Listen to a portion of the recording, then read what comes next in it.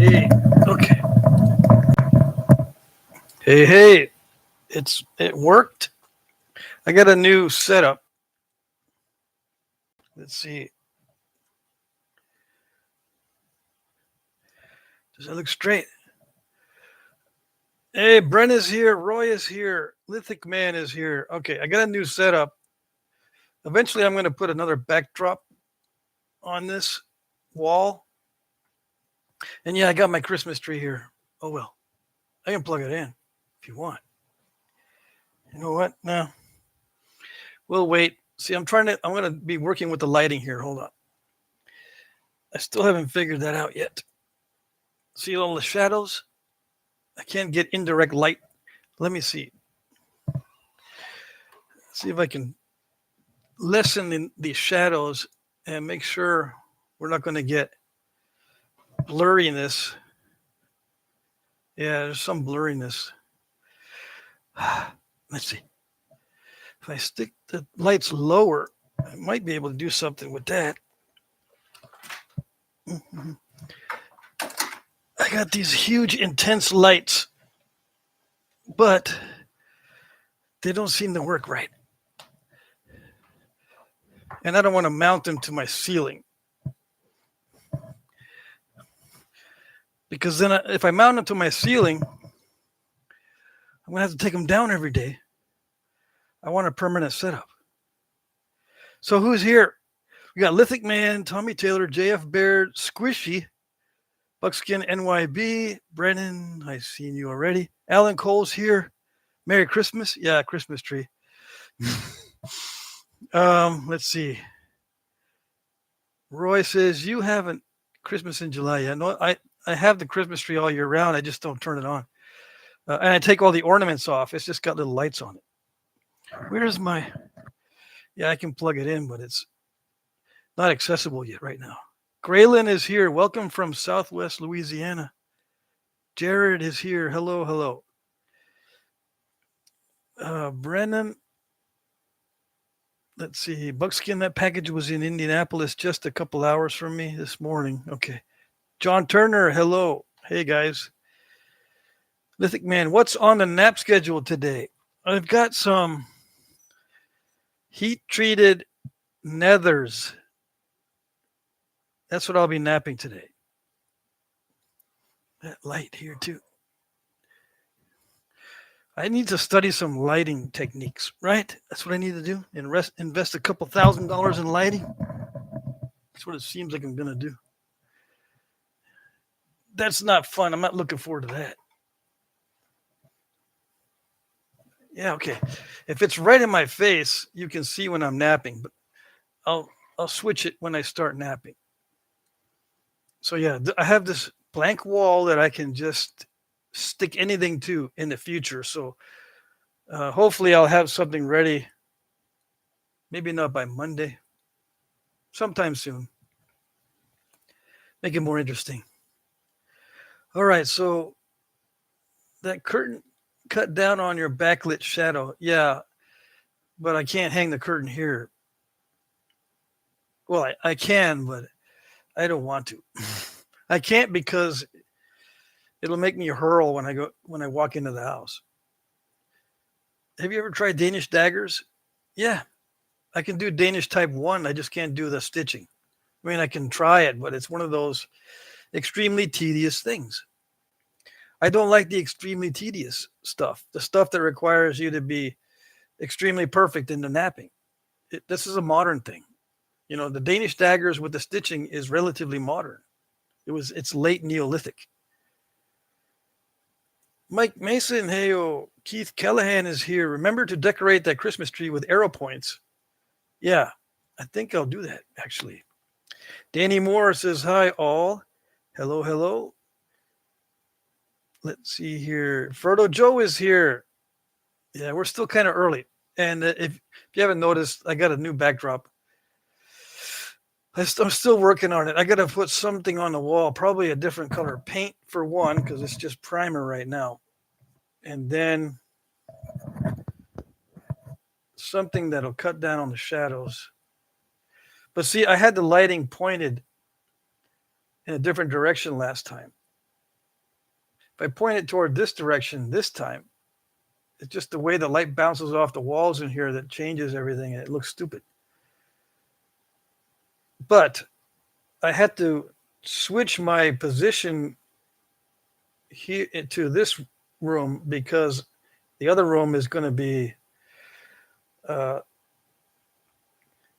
devoted to shipping and side projects. I was just doing the side projects wherever I had space available, and it wasn't a good thing. So I forced myself to make space where I used to have the other camera set up or the other place to do the live streams. Yeah. All right. So Lithic Man says, okay, hold on. Let me do this in order. I want to make some type 2 Danish daggers myself, but I have videos on type 1 Danish daggers because they don't have any stitching. I think type 1 and 2 don't have much stitching. There's a type 3 that does. I'm not sure. Okay, so I do have some videos on type 1. Now, hey, Marty Buckskin NYB gave me a super chat, $4.99. Thank you. No comment attached. Awesome. All right, so where am I here? I want to try some type 2 Danish daggers, yeah. Brennan says the kids are finally back in school as of yesterday. Marty, I've been able to get a little more done instantly. How does Nethers nap compared to bottle glass? It naps not like bottle glass. How does it compare? That's a tough question because it's totally different. It's let me see. How do I compare glass to stone? Glass is sharper, right? Glass is very bouncy. When you nap it, the flakes go everywhere. So sharper, and the flakes are very bouncy and they fly everywhere. And when you abrade glass, it creates a lot of dust. Glass dust is probably twice as heavy in the air as rock dust, although glass dust is less hazardous than rock dust. Okay, so rocks are going to be less sharp when you sharpen them, and the flakes don't bounce around as much. The way it flakes,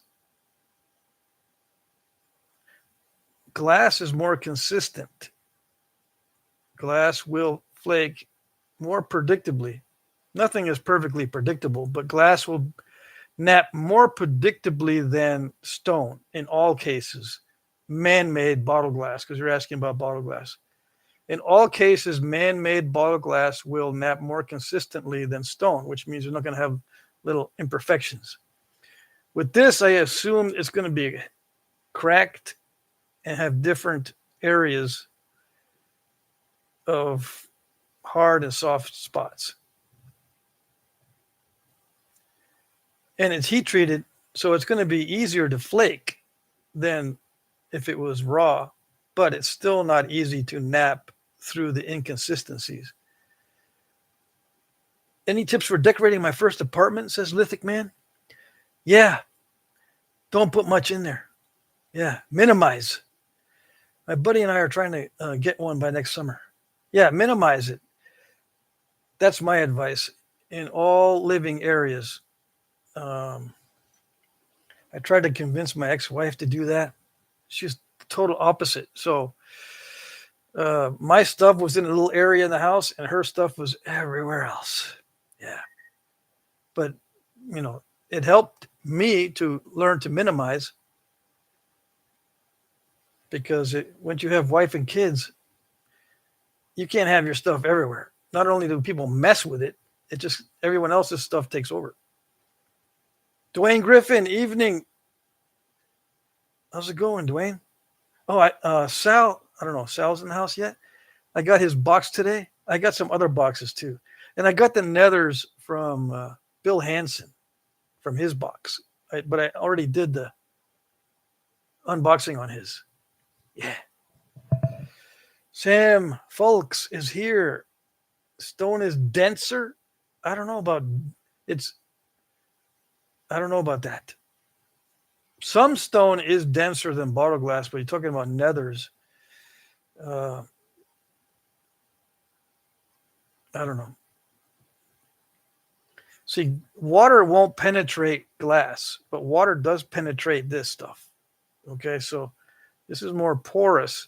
I think glass is actually more dense, but I don't know the actual values of the density.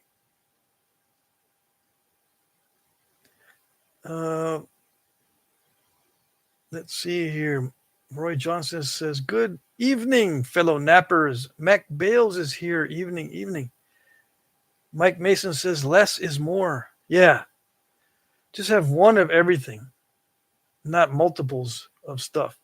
Although I have increased the number of my shoes that I wear. I used to have only 2 pair that I would wear.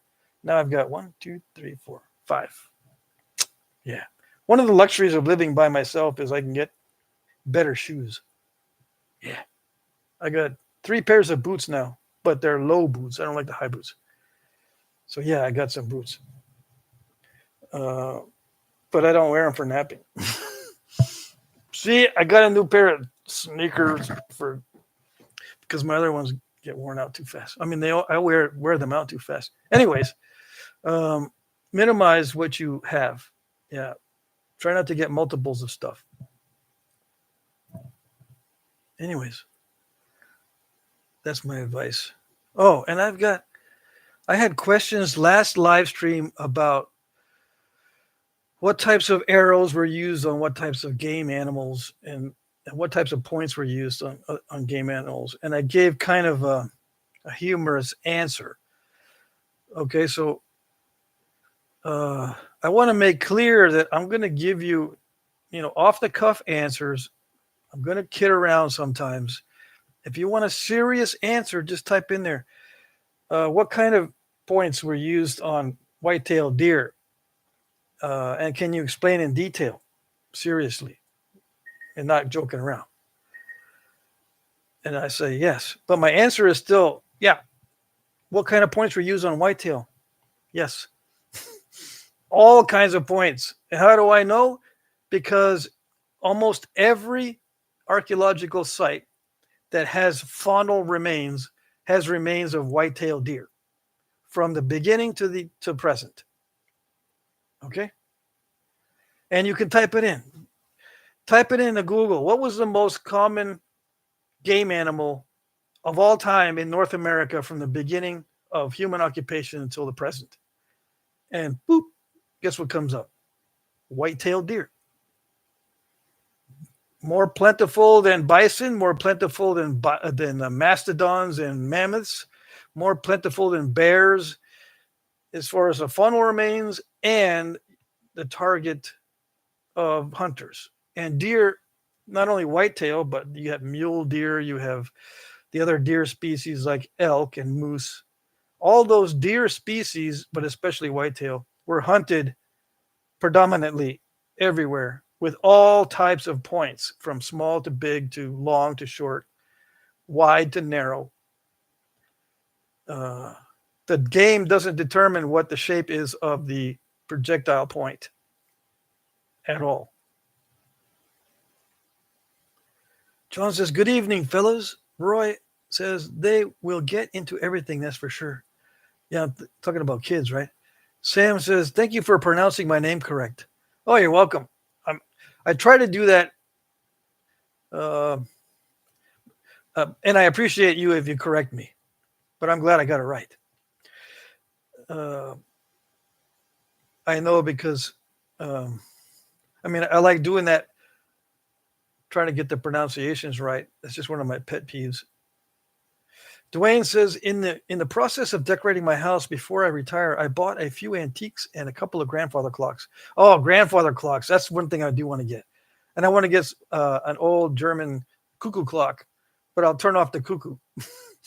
I don't mind it coming out and doing this little dance or doing this little in and out of the door, but I don't want any musical tones. Yeah. Clint Evans says, "Good evening." Roy says, "Caribou." Yeah, caribou, but caribou is further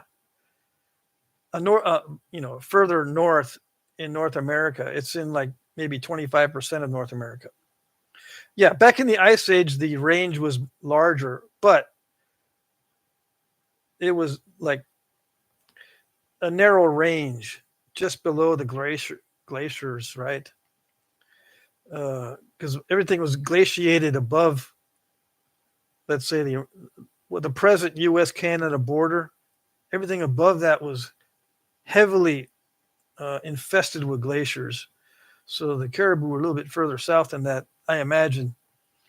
During the first wave of occupation, but you get a little bit south and into the forests and the grasslands and stuff, and it's all deer, basically.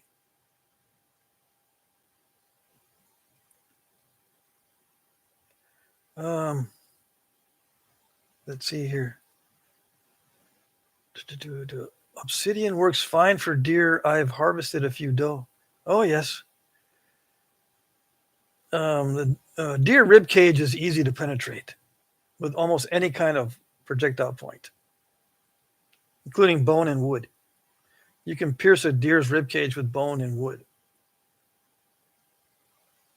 The most common arrowhead of all time is just a sharpened point of wood. I'm not saying that's what they were used. I'm not saying that was what was used predominantly for deer, but it was used for hunting. What did you think of the picture of the blonde KRF I posted in the community page? Says Marty. I don't know. What did I think of it? Did I mention it last time? Jeremy says, hey, nappers. Hey, Jeremy. Rockin' Pops Adventures is here. Is checking in for duty, Patrick. Got to get ready for deer season. When are you making it south? I'm going to be there. I'm going to go south in October. Yeah. Red-Eyed Patriots here. I am very happy man today. Just picked up a $750 6569 case double X Redbone Congress earlier. I have no idea what that is. Ralph says, makes sense. White-tailed deer were so popular because they are the most widespread deer species. Yeah, and most adaptable. And the Native Americans would alter the terrain just to make it more hospitable to deer and make sure they didn't eliminate the deer forage. Okay, they knew the plants that would attract deer and they got rid of the other ones.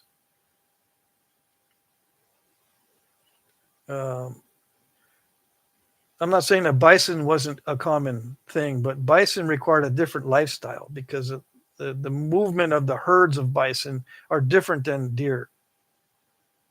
It's a different lifestyle.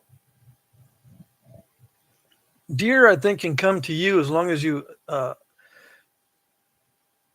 create a habitable environment. Whereas bison, I think, they're opportunists during their migrations. I don't think deer migrate in the same way. Could be tucking out of my butt, but I don't think that the deer migrate in the same way as bison.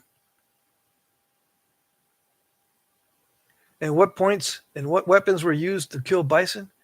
Yes, same answer. Everything. Every size, every shape, everything. If you look, again, same with deer remains, a lot of sites from different time periods and with different point styles have bison remains. So what does that mean? That means they use different point styles for bison. Same exact animal. Different point styles, different methods of hunting, different areas of the country. So it's not standardized. Today, you get into discussions online and they say, okay, the best point for deer is blah, blah, blah. Best point for elk is blah, blah, blah. Best poundage for bows for bison or large game is blah, blah, blah. We have a standardized internet forum system nowadays. Back then, you did, but it was localized. Wherever the communication could travel fastest, that's where you get your information. I think you eat bison between deer seasons, maybe. Um, yeah, a lot of times bison hunting was seasonal. So you had to process the meat quickly and dry it for the winter. And it during a specific season, the weather was cool enough so that the meat wouldn't spoil. It has to be like between 35 and 40 degrees when you're butchering the bison. So it'll cool down fast enough. Bison's a huge animal, so to cool them down takes a while. And the meat needs to be cooled down quickly before, well, not before. The meat needs to be cooled down quickly in order for it not to spoil quickly. So they did it in the fall. Same with the deer, yeah, but there is ethnographic accounts of how to butcher bison in the plains during seasonal hunts. And you can look that up if you want. But they did the same type of drying and smoking the meat and making jerky and pemmican with deer as well as bison with all kinds of meats. The most common type of preparation for meats throughout history before European contact was to dry and pound it into like a powder type state. And that is pemmican. It wasn't mixed with anything until you're ready to eat it, unless the temperature was always below freezing. Then you can mix it with fat and won't spoil. Okay, it was not until the invention of pottery that you could put meat in the bottom of the pot and cover the top with fat. Okay, if you mix the fat in with the meat and then it gets exposed to temperatures above freezing, it's going to quickly go bad. Some people don't understand it or don't know that. You can look it up. That's how I know. I looked it up. Hunting migratory animals, you follow the herd. My grandfather told me, says Roy. Yes, yes. Brendan says, Patrick tested the nap easy and it seemed like he was rather impressed. Yeah, it worked really well. Yes, it did. I thought it was going to be like a high-grade porcelain, but it's actually a better quality than a high-grade porcelain. It's snapping halfish. Yeah. So you got to be very careful with it. Let's see. So if you're new and you're watching, there's like 42 people watching.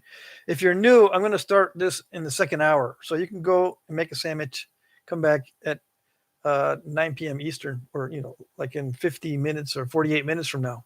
I'll start napping this, just in case you're wondering. Okay? So I don't want to delay you and have you sit there and go, why isn't he starting napping? It's because I don't start napping until the second hour. Okay? It's a 2-hour live stream. 3 times a week. And if I got a comment today that someone missed my humor, they want my humor in every video. I'm not going to do my humor in every video. I'm trying to do other types of videos because I'm not going to be napping forever. Not only because I'm getting old, but because I don't want to. I'm starting to get burnt out on the napping. Because I can't do the stuff I really like to do, which is random small points. Random flaked small points. No, people want fancy flaked large points. Total opposite of what I want. And when it comes to my new AI assistant, a third of you guys want me to just dump that idea. But I like the idea. I want to get to learn how to do the AI stuff. Yeah, it gets better. Unlike AI as far as answering questions, it just gets dumber, or they dumb it down. It gets smart. When you ask Grok or ask any other AI system questions, it's variable. and it's heavily influenced by bots who do spamming, let's say, for lack of a better word, concerning the news. They will spam a different narrative than the actual news. You have to wait a week or so and then get the real news. And then they'll actually dumb down the AI so you can't do proper research. It'll give you trends instead of facts. And then it starts to catch up and it'll get better at giving you the facts, but then they dumb it down again and it just starts blurting out trends. But with AI video creation, there's a possibility that I could put different backgrounds. I can film myself and then put different backgrounds as an example. I can also film myself and create an avatar of myself and speak in different languages. I think I might eventually do that. I still have that ability to give me one avatar of myself, and I can clone my voice, and I can do different backgrounds, and I can do all kinds of broadcasts of myself using AI to speak. And I don't have to be in a studio. I can just be on my phone in someone's house or like my daughter's house and do my work and post stuff like updates and whatever without having all this equipment necessary. But anyway, where are we? Alan Cole says, hey, okay, Patrick, see you later. All right, good to see you, Alan. Brennan says, I loved your random flag points era. Good, good. Mike says, future video ideas for Jack. Put a camera in the skunk nest. Oh, I found out that one of the little goobers has lots of fleas. At least one of the skunks has lots of fleas. I got 2 fleas on me the other day. I'm sitting outside. They come around. As long as I don't move or act threatening, they just walk right past me. And I think one of those goobers gave me some fleas. So now, I wrapped up all my clothes and I had to check everything. I ordered some spray now for the house, flea spray. Oh, I hate fleas. Yeah, and I don't know. If they get close again, I can just drop little flea drops. I looked online to see what kind of flea drops you can use on a skunk. So I'll just, when they walk by, I can drop some flea drops on them. That'll probably help. Ed Gould says, Alan, rendered fat does last. That's why I kept all the bacon grease. Oh, yeah. Rendered fat lasts a long time, as long as you have nothing else contaminating it. Right? Right.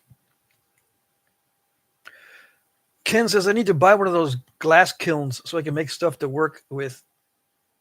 Make stuff work with when I can't get obsidian. Oh, yeah. I'll take a picture of my bird point, says Ralph. Okay.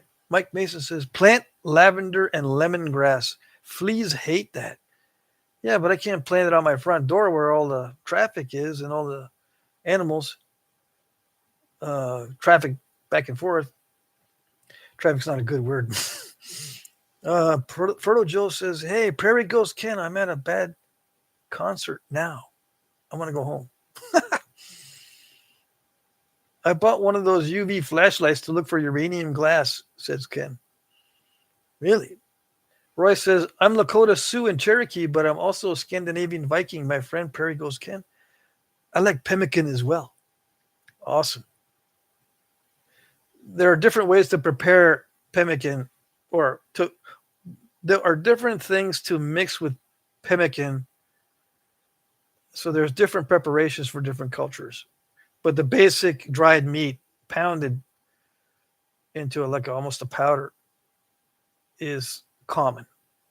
Very common. That's the best and most popular way throughout time to preserve meat in all parts of the world. And it goes for fish as well. You can make jerky and pemmican out of fish. You can make jerky and pemmican out of red meat. Any kind of meat. Flea circus at Patrick's place, says Ralph. Yeah, no. Fertile Joe went rhythm and blues. They said some classic rock, but nothing yet. No classic rock on a concert. That's torture. Yeah. Although I do like blues. Doesn't have to be classic. But I haven't been to a concert in a long time. Tomorrow I'm going to go to a barbecue and then I'm going to watch fireworks. Yeah. Instead of doing fireworks on the 4th of July here in this town, they do fireworks in beginning of August. I forget what they call it. It's some kind of town celebration, something day. Anyways, Al Snyder, what do you got? What is that? Where did you put up on there? Mosquitoes? Yeah, we don't have that many mosquitoes, which is good this year. And not many gnats or black flies. Yeah, I'm happy about that. Ken says, Roy, Mike Johnson, I'm a mix of Cree, Ojibwa, Scottish, and French. Awesome. Very interesting.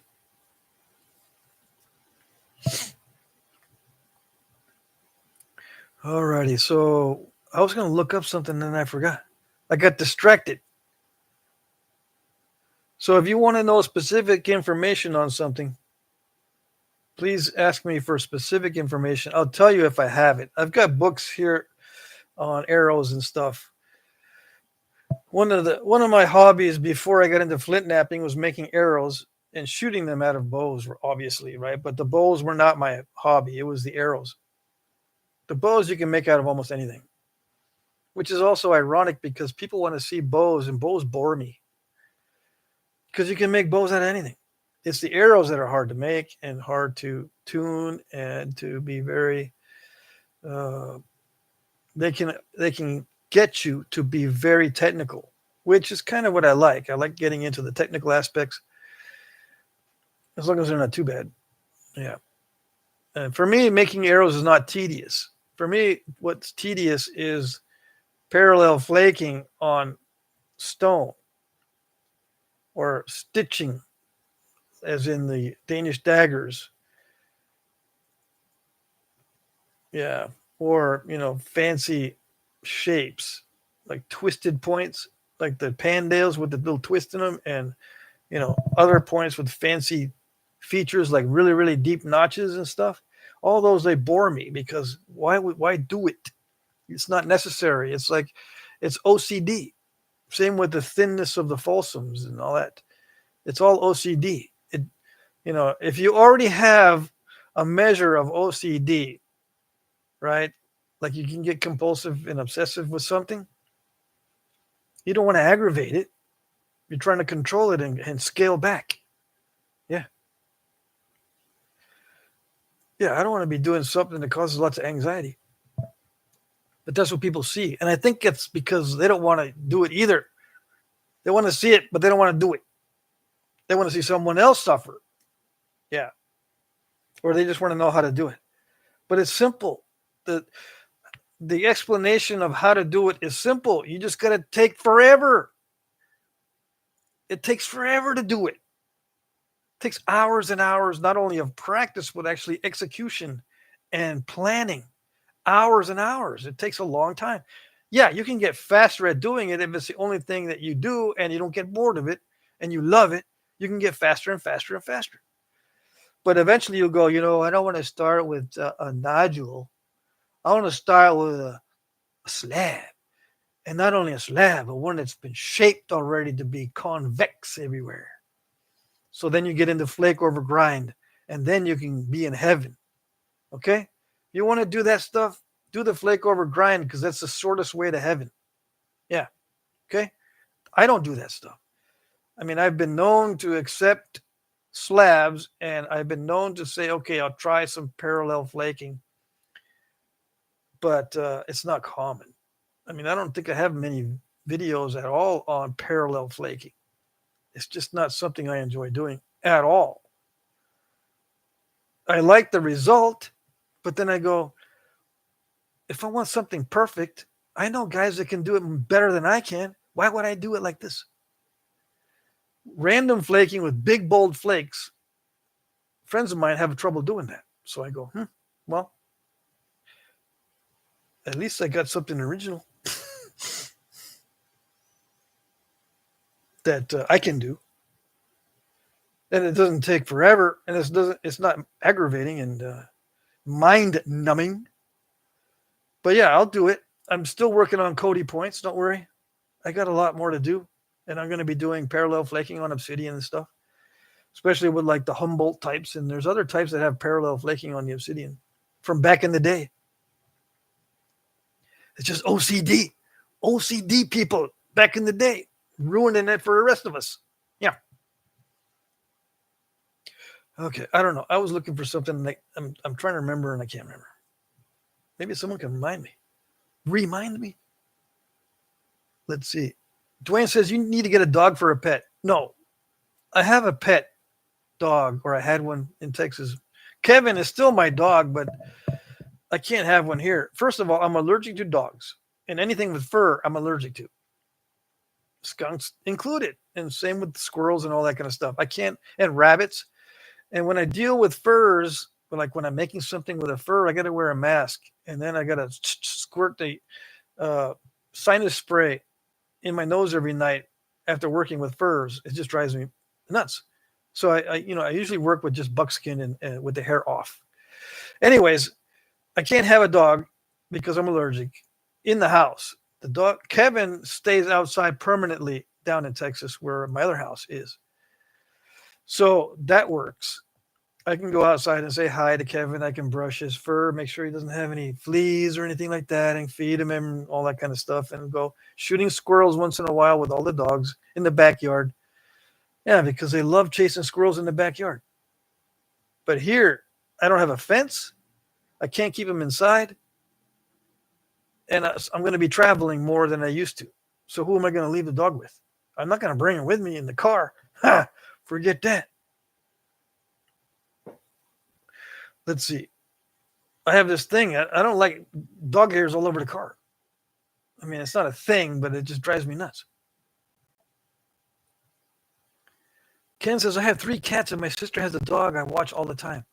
Yeah. It's a good thing do they get along well? You're lucky if they do. Squishy says, do you know what was used by the Native Americans in the Southwest for knapping? You mean tools or materials, or both? Because it's pretty simple. I mean, there's evidence that they used everything they got their hands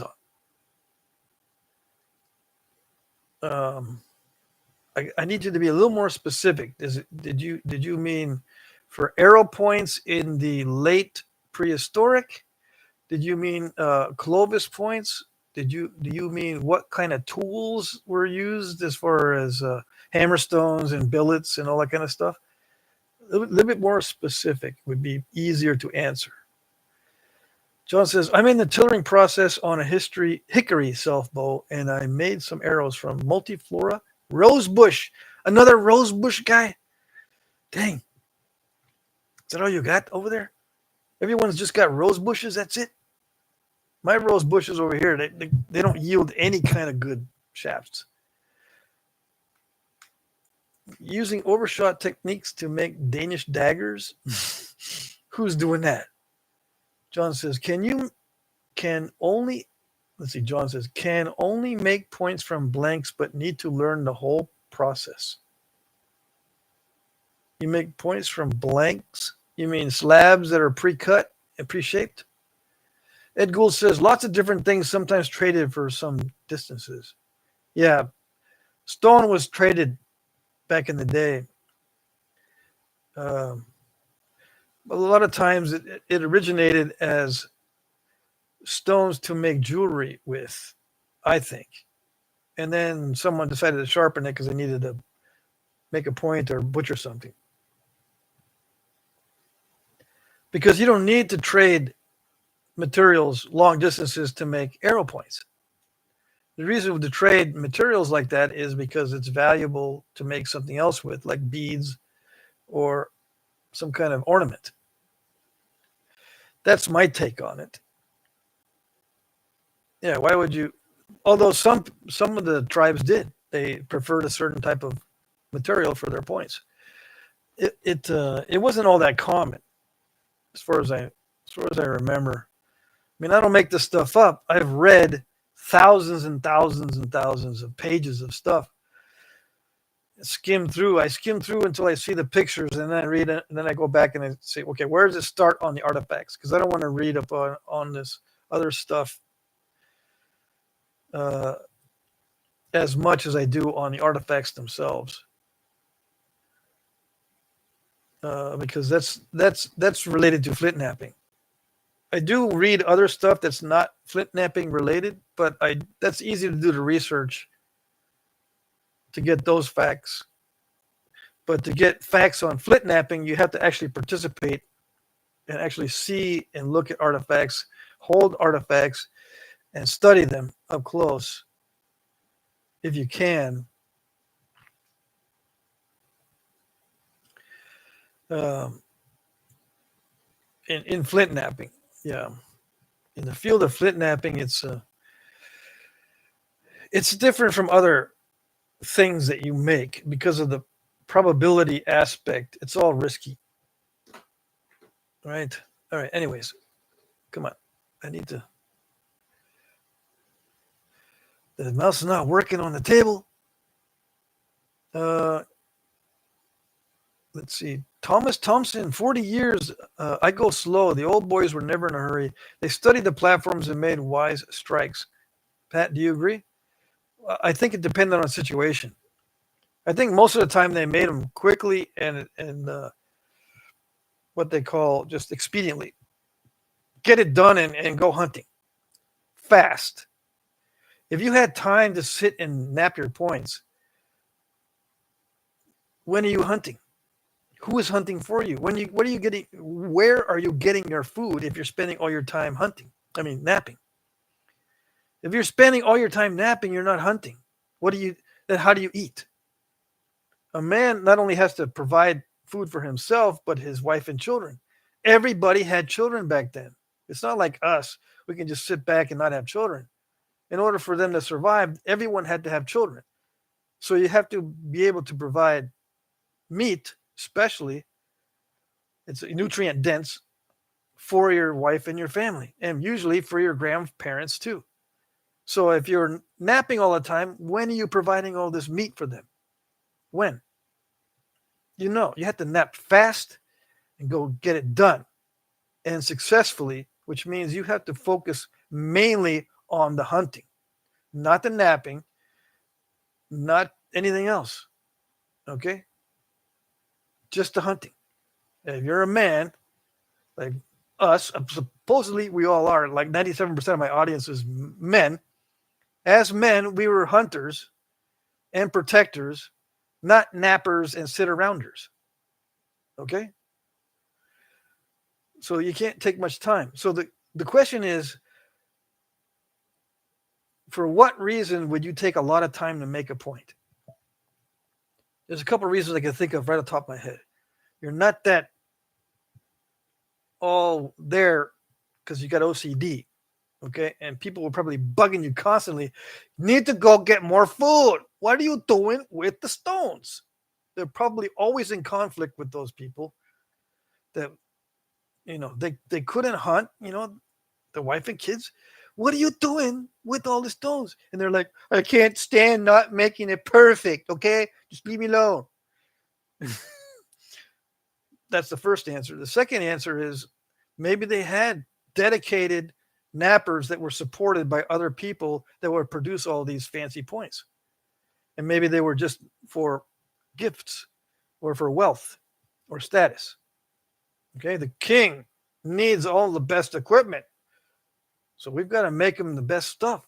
And then someone's going to have to come feed us or give us our porridge or whatever so we can make fancy stuff.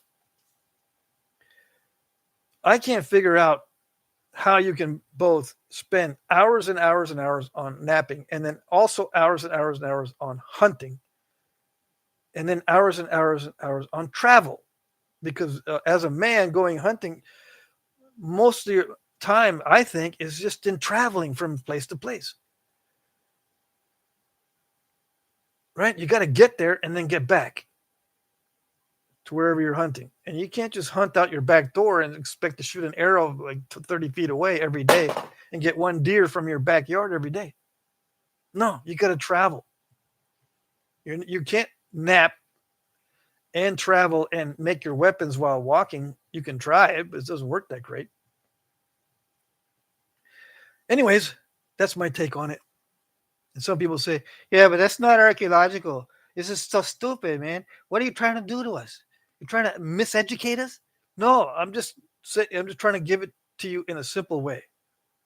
I can make an archaeological argument for this stuff.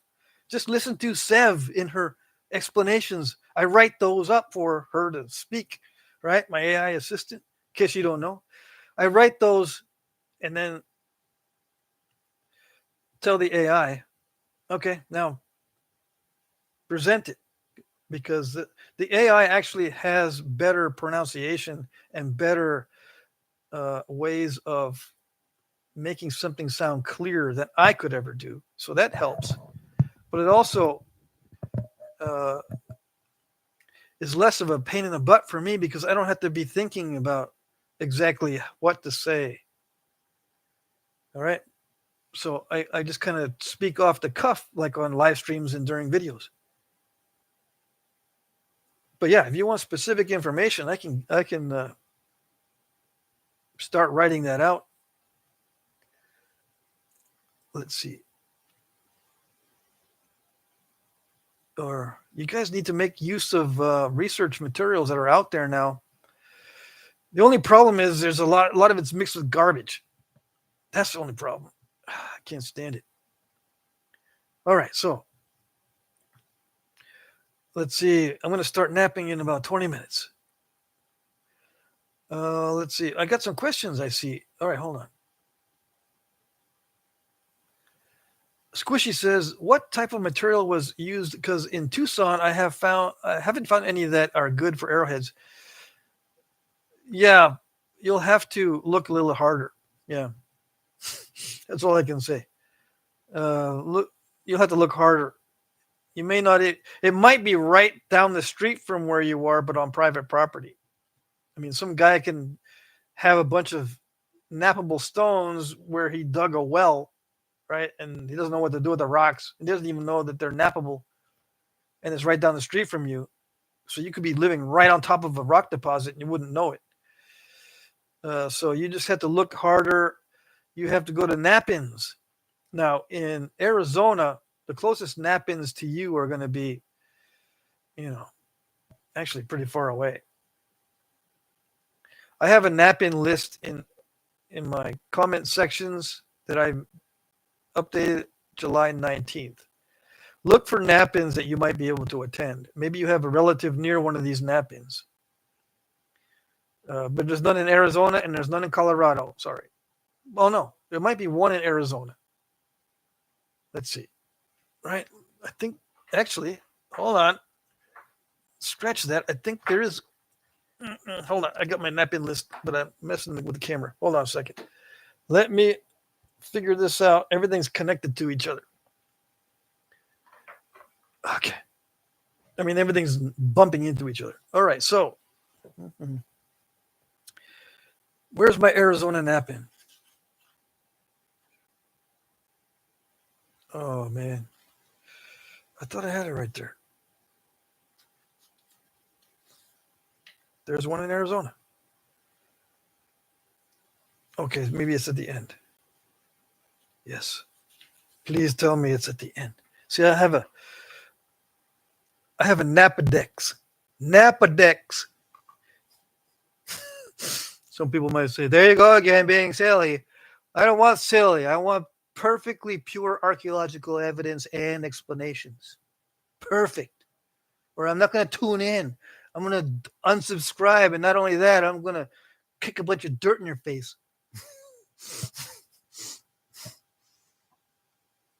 Let's see. Okay, that's Canada. Washington. Where's my Arizona? All right, someone's got to remind me, but it should be in the nap-in list in the comment section. I can't believe I don't have it. Every time I think I have one of these things, I don't have it. Anyway, go to a nap-in. That's all I can say on that one. What else? What other questions here? Ed Gould says, here on the plains, there were glaciers that left deposits of many different kinds of rocks. You never know what you find. True. They're called gravel deposits. Or, well, there's fancy names for the glacial stuff. Whatever. As long as it naps, I don't care. Ken says, thinking of other low-income material, what's the best tile you've napped, Pat? The best tile I've napped is Italian floor tile from Lowe's. It had an Italian name on it, and it was light gray. The worst one was a red one. Oh, it's terrible. A reddish-looking floor tile. So light gray. The lighter, actually, it is the better I found, at least at Home Depot. But I just saw, I don't know if it was Bushy, somebody posted a 3/4-inch floor tile from Menards.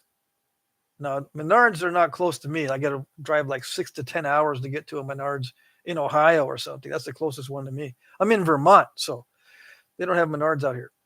But they have Home Depot and Lowe's. The lighter the color, the better is what I've found. It might be different for you. Ralph says, Patrick, have you ever heard of a sling bow? A double string bow with a slingshot pouch for shooting stones, weird shooting style, using a wrist twist release to prevent shooting the bow yourself. Yeah, I've seen the sling bow in a book and in a video. There's a book that details alternate weapons or alternative weapons for survival or something like that. I can't remember the title of the book, but there is a book on stuff like sling bows and slingshots and slings of all sorts of different things. Slingshots made from all sorts of different things. Ed Gould says, in Arizona, you probably need to search around the hills. Yeah, always.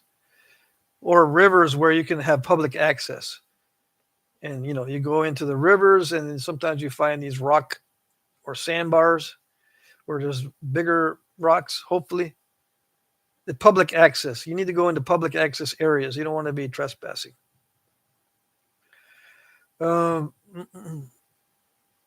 Yeah, who needs a gambling addiction when you can nap, says Mike. Yeah, it's risky stuff. Roy says, Aho, my native brother Ken. Wild rose in the mountains. They're very hard, thorny plants and find straight ones. They're in the middle. Yeah, I've heard that the rose shoots in the middle of the bunch are the ones that grow straightest. And I had a couple back here, but they're weak.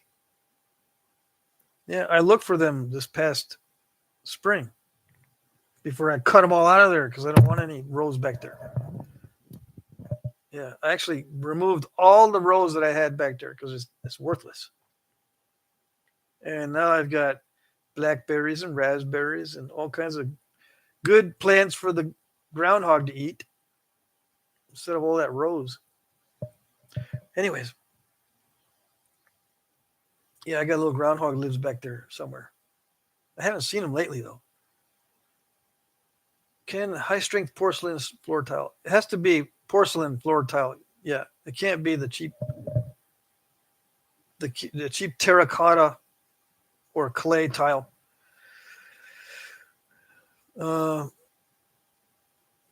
Keith says bottle bottoms that are somewhat flat work good for as free supplies that can be found everywhere. Yeah, and the larger the bottle, the better. And the bottom is usually flat on the larger bottles, except the champagne bottles. They have the dimple in the bottom or that dome in the bottom. Yeah. And get different colors too, because you can easily get burnt out if you use nothing but that brown beer bottle stuff. Look for different colors. It says find some riverbanks with different kinds of rocks and sample them. Yeah, bring a little hammer with you when you go look for rocks. Ed Gould says, we are all new to napping. Yes, yes, it appears that way.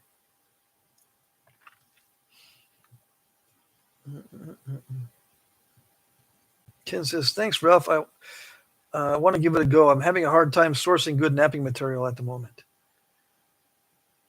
Squishy says, yeah, I'll take it slow.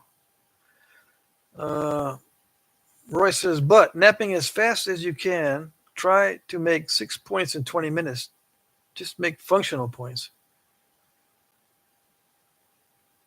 Is that a challenge? Yes? Try to make 6 points in 20 minutes? I don't think so.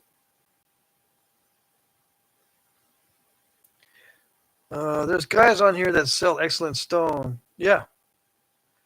For you guys that don't know, I mean, there's lots of people watching. If you don't know, there are rock sellers. If you need a list of rock sellers, tell me in the comment sections. But I never get requests. So I guess nobody needs rocks. Except when I have an auction, they go, are you going to put more in there? You going to put more rocks in the auction? You're not asking me for rock sellers. They'll sell it cheaper. Crickets. I just get crickets.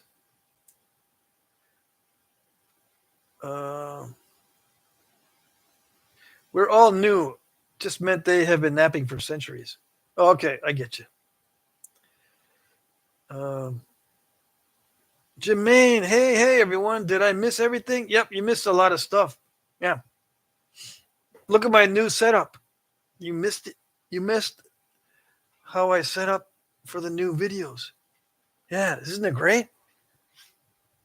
No, it's not great, dude. It's so weird. You get the shadows going. You got this light in your face.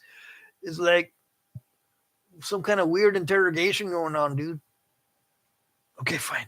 I'm working on it. I got my Smallzilla collection. I need to paint these. This little possum, skunk. I need a squirrel. So possum, skunk, and squirrel, and maybe a groundhog. If Smallzilla can do it. And he made the box. I'm going to be changing these out. These little front things, I can switch them out. I got a bunch of stuff. You don't know? You don't know. Like this. How do I know? I don't know. It's cool. He can do a 3D print of almost anything. Anyway. And I got a Christmas tree sitting here. I just leave it set up the whole year. I'm by myself. I'm a hermit. I can have stuff that I like in the house. I like having the Christmas tree. I took the ornaments off. And I like it. Let's see.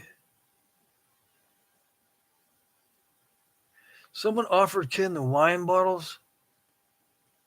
Ralph says, Patrick, it's a great looking backdrop. Well, thanks. You're very kind, but I think it right now it's in the preliminary stages. Yeah, I just make doo-doo with what I got. Yeah. Oh, and I finally figured out how to get my new phone to talk to my computer. So I turned my old one in. Yeah. I had 30 days to turn my old one in.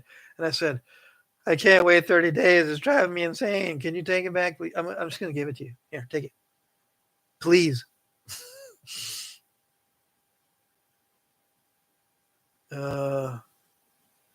What are we talking about here? Jim Cooper's here. Hello. Jesse says, hey, team. John says, how do I stop turning big rocks into small rocks with nothing to show for it? Welcome. We all did it. We all did that. In case you don't know, 43 people watching. A lot of them are you guys. But if you don't know, everybody had to make gravel. I made gravel for 2 years. Nothing. I couldn't get nothing except what I could make with pliers and a screwdriver. And those are just crude pieces of doo-doo. When I try to nap big rocks into points, gravel for 2 years. Because I listened to everyone on the internet and on the YouTube. I had to develop my own way of doing it. Yeah. Jim Cooper says, Patrick, any sign of that package yet? I think I got it. Yeah, Jim. I'm pretty sure I already got it. Oh, no, I can't. Do I have it? If it's backed up, I took pictures of all the packages. Hold on. Whenever the package comes in, I take a picture. So let me see. And if it's backed up to my Google Photos, which I think it is, I'll be able to tell you in a second. Yes? Please be here. I don't want to keep looking. Okay, I've got Sal's box. Who else's box? No, please don't. Okay. Ross Wellman sent me something I have not opened yet. Right? Where's the other ones? Did I already do an unboxing? I gotta go way back. Jim Cooper. Maybe I didn't take a picture. Dang it. It's either I can't see who's sending me messages now. The chat is going too fast. Yeah, Jim Cooper, I can't remember. And I don't have it backed up onto my phone. So I may have not taken a picture of it, or I already did an unboxing. I have to go way back into my other packages. I mean, let's see. Yeah, I'm going way too far back. Yes? Let's see.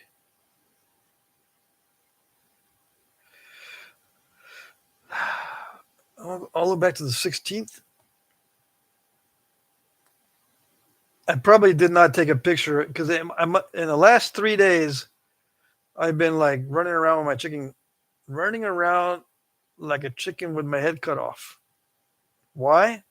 Because there's just too much stuff to do. Why did I not take a picture? I took a picture of Sal's box, but not Jim's box. And I took a picture of Ross Wellman's box. That's it. That's it. I probably got it. Yeah. I just can't go to my shop and look. I mean, I could. You guys want to look at the wall for 10, 15 minutes? Jesse gave me $10 super chat. No comment attached. Thank you very much.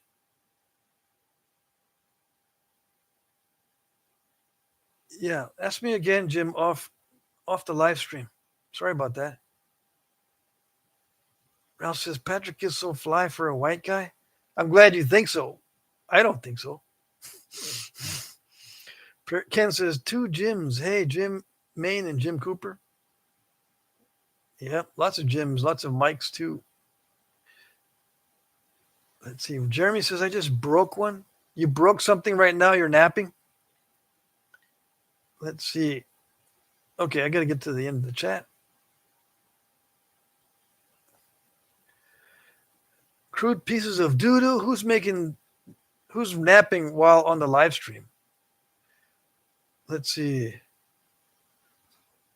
Jesse says, man, those Sev vids have been funny.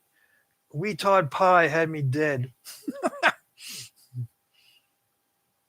Yeah, to do the prompt on that one, I can't type in retard because the AI censors me.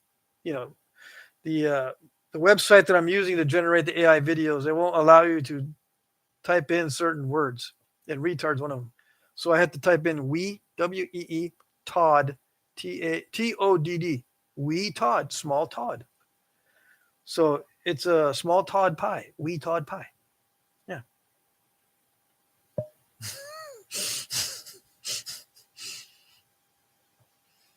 What's ironic is that if I use baby talk when I type it out, I have more freedom of speech that way. Funny. Let's see. Let's see. Okay, I'm missing some of the chat here. Jim Cooper says, okay, no worries. Just checking. I got a $5 super chat. Another one. Who's this from? Ed Gould. Thank you very much. Thanks, Ed. Roy says, I napped knife points while in the U.S. Army. Oh, dang. I knew a guy that was napping arrowheads while on not on duty, but on the overseas deployments. He would bring some stones with him just so, and during certain periods of time, when he had time off, there's nothing else to do during his deployments. He was out in the middle of nowhere. That's cool. Jim Cooper says, yeah, I've been running around too, getting everything ready for my convalescence. Oh, dang. No, I've just been doing a lot because the weather is favorable. And I've been trying to exercise more, so that takes up some of my day. Ralph says, Seb is hot, but Pat won't give me her phone number. Yeah, she's not giving it out. No.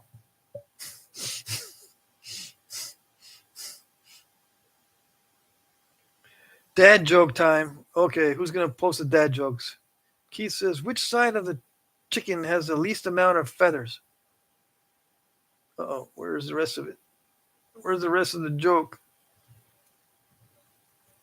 Ross says, Patrick, I sold 8 points last week. Does that make me a professional napper just like you? Yes, it does. As soon as you see money, then you're a professional. And you can say stuff like, don't try this at home, boys and girls. I'm what you call a professional.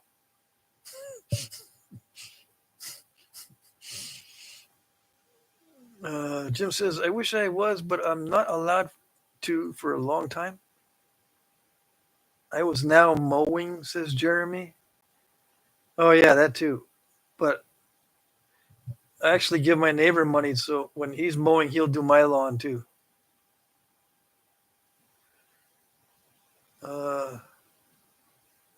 Jesse says, I'm hearing from some that your YouTube is getting greedy and play from views is down. So we will have to support the channel with supers and auction stuff. I don't know. The income from the channel is staying the same or getting better. The overall income, but I'm paying more for material to get specific material for side projects until I can finish it up. Until I can finish them up. But yeah, the channel revenue is actually getting a little bit better with the introduction of the new shorts videos. I can see it's starting to tick up a little bit. And the general trend, the shorts are actually working as far as achieving more reach and generating more income. It's not that much yet, but I can see after a period of years, it'll make a big difference. I can see the benefit, even though like a third of my viewers don't like it. But it's weird, right? The more dislikes I get, the more engagement I have as well. If I do only stuff that people like, the engagement numbers and the reach goes down a lot. Because YouTube thinks I'm focusing on a very specific audience and I'm not interested in anything else except for narrowing who I cater to. That's what YouTube thinks I'm doing when I'm posting stuff that you guys like. They think I'm narrowing my reach, and they want to narrow my reach and reduce my income by focusing just on a specific segment. But in the long run, that's not what I want to do. Yeah, because I'm not going to be napping I'm not going to be napping forever. I've got maybe 10 years left of napping where I can use a lot of strength. But, when I'm in my 70s, it starts to decline.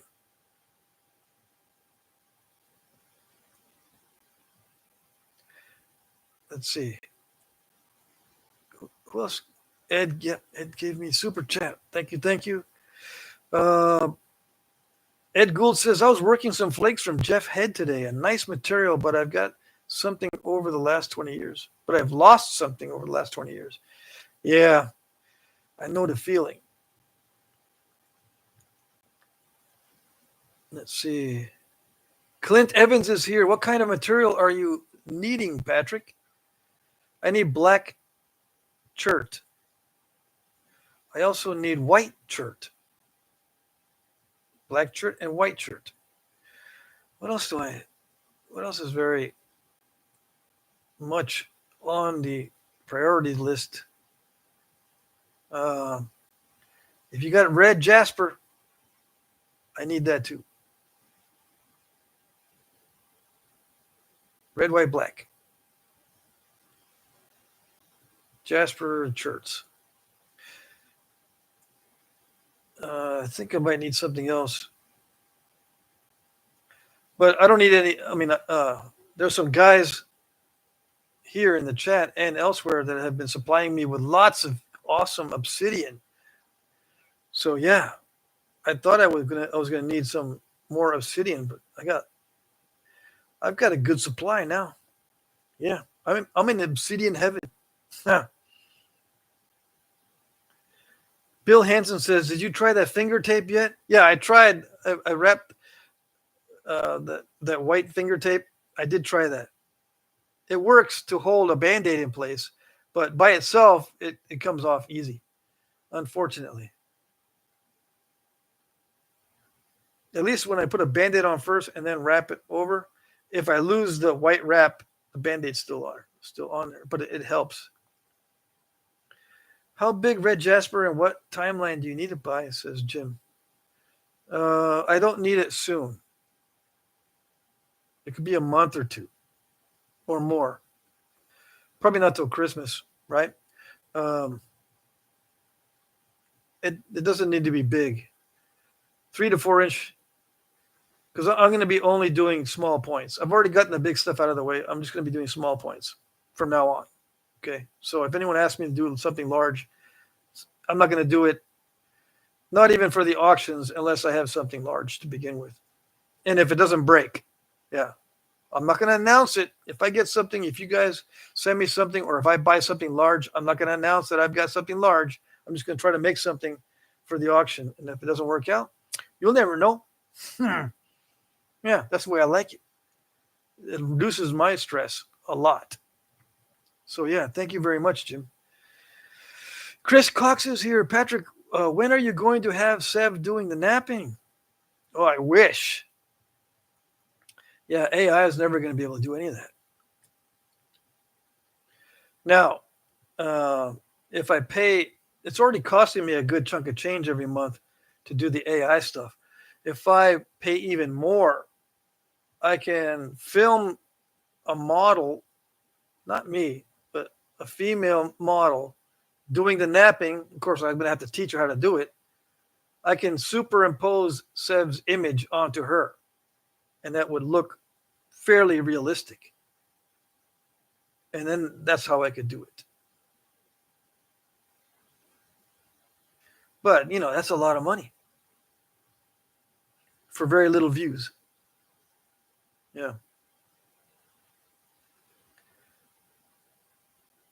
Let's see. Ken says, fair enough. I need to find something to do this month. I usually go to the folk festival, but had to perform that same weekend. Oh, you're talking to Bushy or Frodo Joe. Let's see. Clint Evans. I'll be on the lookout for some. Let's see here. Who's leaving the chat? Oh, it's already 9. Okay, I'm going to start napping here. When I start napping, I'm going to ignore the chat. Okay?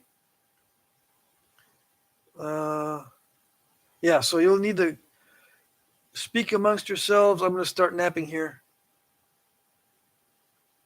Letchworth is in 3 weeks, Pat. I need rock. You need rock. I'm not going to bring any of mine. When I go to a napping, I don't bring any of my stuff. I don't sell rocks. I'll buy about $700 to $800 worth. Oh, dang. Well, that's the way to do it. Smallzilla, hey, Patrick. The set is looking awesome. Yeah, I just got to figure out the lighting. I might have to invest in a lighting tree. I don't want to because it takes up space and it's expensive. but I might have to do it. Because right now I've got light sitting on my table and it's not working. It's got shadows, right? I can't bounce a light off indirectly in any better configuration than I've got now. So I'm going to have to I'm going to have to buy and set up a lighting tree. Yeah. Okay. So I'm going to start napping. I'm going to have to set up the lighting tree if I want to do better quality videos. I'm not going to nap outside. That's for sure. No. So that's out.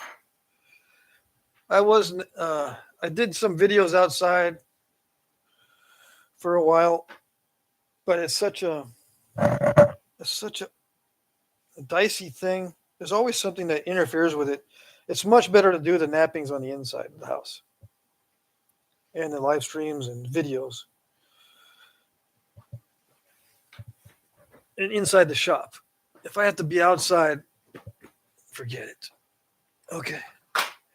It's just too much of a hassle. Now, I could build a covered area, but it's going to be right in the yard, and it's going to look crappy for the neighbors and for the neighborhood. It clashes with the nice architecture of the houses around here. If I just put up this big old lean-to. All right, what's happening to the video? What's going on? Losing video quality. Hopefully we don't. Okay, just when I'm going to start napping, everything's good. Everything's cool. All right. I'm gonna use the AJ asked me or I can't remember. I get mixed up. I apologize, but I'm gonna start using these. Okay, but for now, the preliminary stages I use the boppers.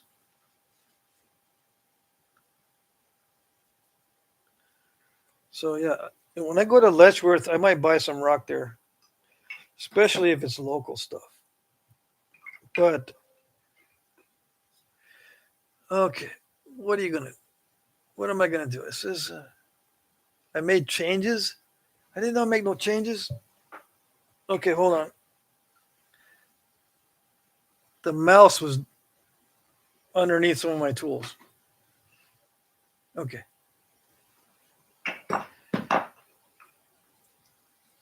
What size bopper am I going to use? I'm going to use a smaller one, like a 6-ounce bopper. On the nethers, Jim Hansen gave this to me. Nethers heat treat 550 degrees. Okay, it's very fragile. And I have a light right in my face so that we don't have a blurring effect when I strike. Although it still looks it might be a little blurry. Or it might not be all that great. And this is a little bit closer than the last live streams as far as being able to see the napping. And hopefully the shadows, I can get the flake scar shadows to show up better. Okay.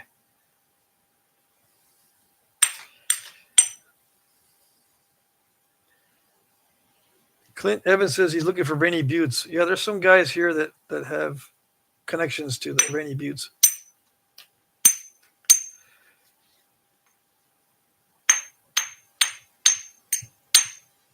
I'm afraid to hit it, so it may take a while, and I might be striking without effect. Okay? Don't get triggered. I don't want to snap this thing in half. Okay? So what I'm doing is I'm removing what I know I have to remove anyways, and trying to get used to how it naps. And of course, work on the ends first. Now I'm going to do a video on my thought process from nodule to point, okay, or from rock to point. I'll try to get into the thought process in depth in a non-humorous way in another video. Okay, coming up, because I'm going to be doing some instructional videos. Yeah, it'll say instructional in the title, and I did one already, and it worked out okay. Yeah, so I'll be doing more like that.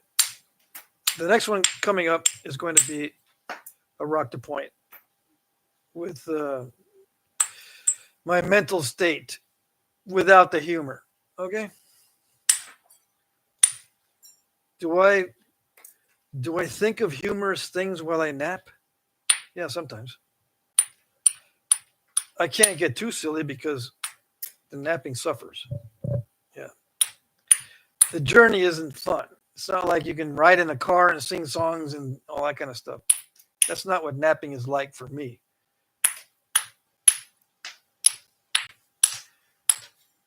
Yeah. What is napping like for me in the process of napping? Oh, gosh.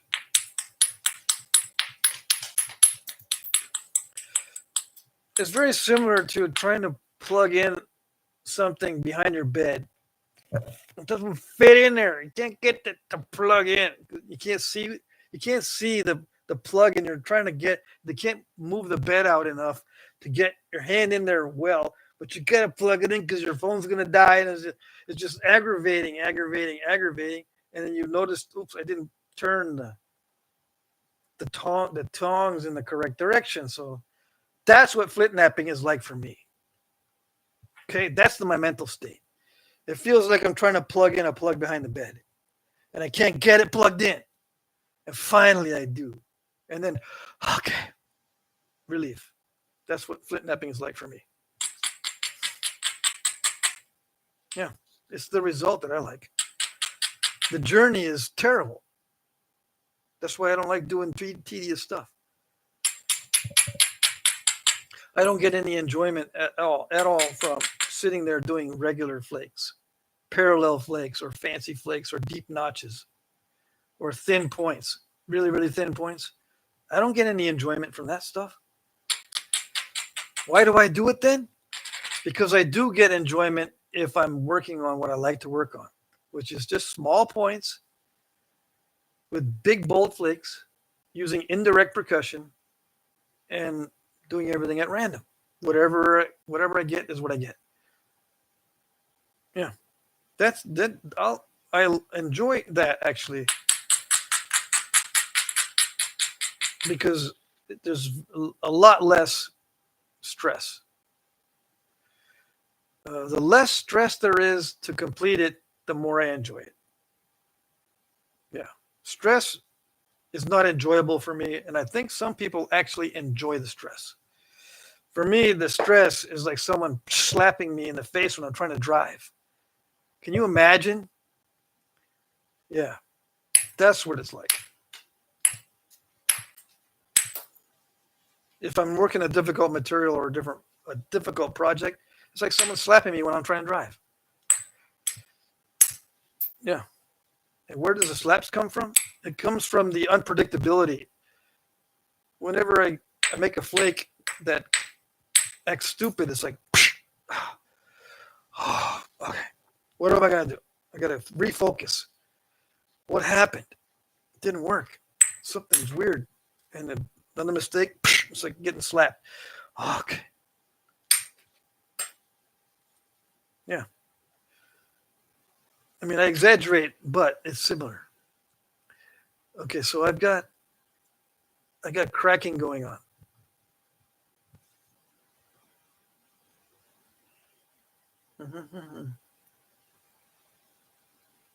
So someone might say, you mean all those videos you made, the hundreds of videos, and you're not enjoying it? Yeah, on a lot of them I'm not. I'm stressed out. And I tell you, it's the sweat stage. Whenever I tell you it's a sweat stage, that means I'm actually really sweating. I'm actually under a lot of stress. It's not enjoyable. Okay? But I do it because it's a learning process for me. That's how I learn. I got to push myself. I got to go to the limits. And it's instructional. answers the questions. I enjoy answering the questions and showing you how it's done, the way I do it, and the way I've interpreted how to do it with different tools. I don't use always the same tools. I shift around. I do different types of tools. I was doing aluminum for a long time. I was doing steel for a long time. I was doing natural tools for a long time. Now I'm using copper. Okay, I'm trying to get in a position where I'm good with the copper. But I'm going to switch eventually to something else. And people are going to say stuff like, copper wasn't any good for you? Is that what I don't understand. I don't get it. No, I switch. Why?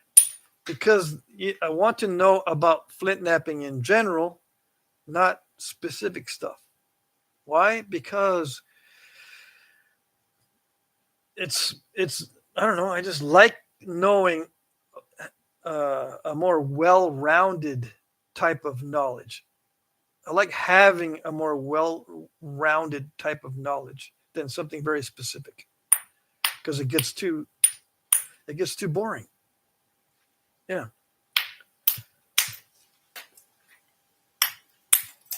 It really gets aggravating too.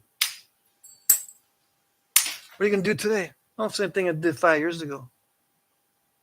Cool, man. Exactly the same. Yeah, I've been working on the same points and same material, same tools for 5 years. It's cool. It's awesome. Yeah. And I sit there for hours on one point. So awesome. Yeah, sounds great, dude. When can I do that? Can you help me do that too? I want to know how to make those points that take 5 years to do the same thing over and over and over again, and then never switch to anything else, and then make fun of everybody else. Yeah, I want to do that. That's what you want to do. I don't know. I don't know what to tell you. I don't know what to tell you. Yeah. You go make your same old stuff over and over again, only using the same tool set for the rest of your life, and then make fun of other people. That's what you want to do? Knock yourself out. I'm not stopping you. You're not going to like my channel, but I'm not stopping you.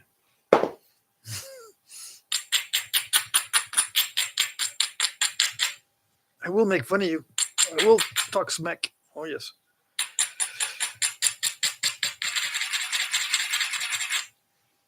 No, you might say, well, that's what they did back in the day. They only had a few, like 3 different styles of points, and they did the whole life. You know, did that the whole life with the same tools and blah, blah, blah. Yeah. Mm-hmm. Is that what you want to do? They did it for survival. They're not doing it for grins and giggles. Okay? We're doing it for grins and giggles these days. Or for money. Yeah, you can be a professional flint napper and do it as a profession or a business. Yeah. I'm learning how to do that too. I know that I can do projects on the side as well as videos, but the projects on the side clash with the videos. These separate entities, they clash because different challenges exist with these different ways of selling these points and other tools. There's whole different categories and they don't mix well. So a lot of guys you see on Facebook and stuff, they just say, just PM me for the price. Instead of just giving you a price, they'll haggle or whatever. That's one way of doing it. Another way is, in order to get the most money possible from their side projects, they make stuff that is made of very rare material, as an example. That's a whole different ballgame in itself, obtaining rare materials in order to make points. And then some guys will do the flake over grind stuff and prepare all the slabs and preforms in a very set way by grinding and shaping and measuring and taking their time doing the parallel flaking. There's different ways to get into it, and there's different markets where people like certain things. It's actually a very big topic. Who to sell to, what to sell, how much to sell it for, where to get the materials, all this stuff.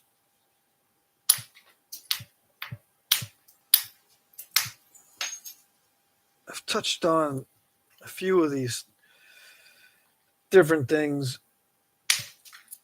in the videos and in my work, but some of it I just can't stand doing.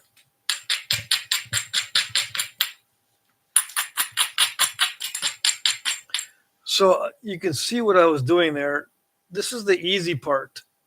And some people have a lot of trouble in the initial stages, and they want to know what my mental state is. But it's going to disappoint you because I don't think very much during this state. So my mental state, I try not to have a mental state. All I'm looking for is to shape it into something that looks like a teardrop, as an example. That's my basic default shape. And I don't have to think about it. Yeah, I think about, oops, that's going to be bad right there. So I got to either get rid of that or figure out some way to leave it in.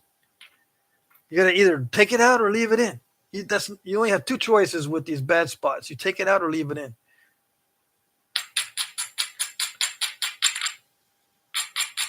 And if you take it out and it doesn't work, you got to leave it in.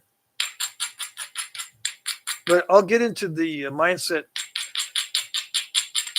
in another video where I'm just going to be serious about it. Okay? And in those videos, I need to be serious because it's not fun to dig up and dredge out all that stuff that I've got suppressed, that I like my brain to take over subconsciously. I got to dig all that crud out of there.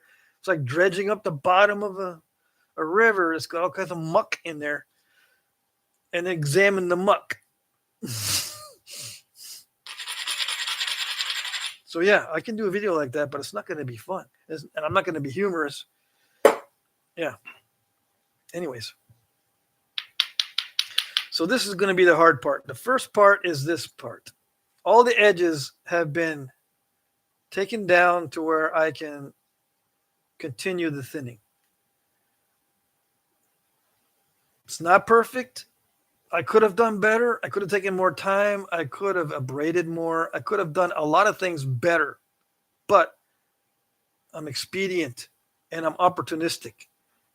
My style of napping, to keep me interested and keep my brain occupied in a way that's not torturous, I've got to be opportunistic and expedient. I consider everything else a waste of time, unless, of course, I'm doing an instructional video, or I'm making something for somebody for money, or it sells more, or whatever. There has to be another reason besides me liking to do it, to do those very persnickety type things. Okay, I think I've beaten that horse to death. Yeah. But just so you know. Okay, all right. Now, it gets difficult at this stage because it can break at any stage.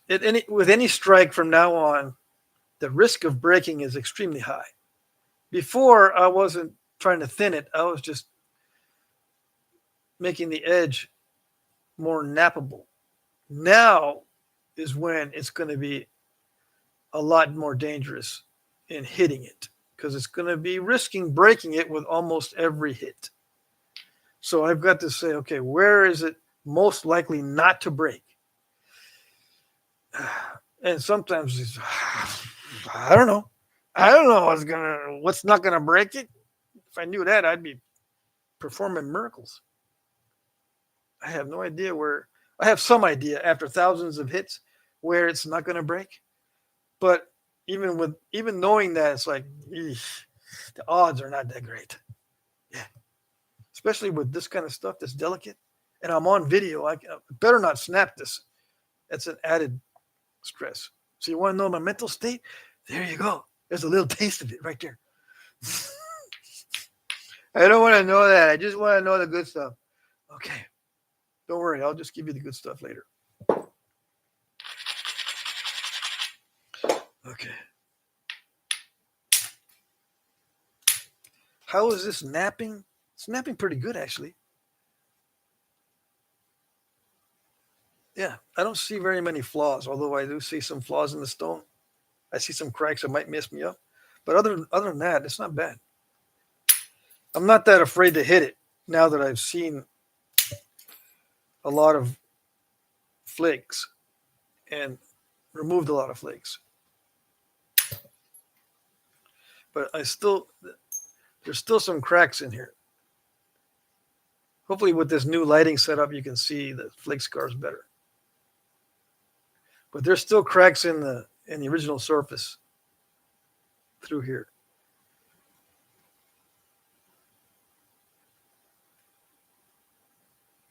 This is the side that's going to give me some trouble. This side is okay. It looks like. You never know, but this side looks like it's going to be easier to nap.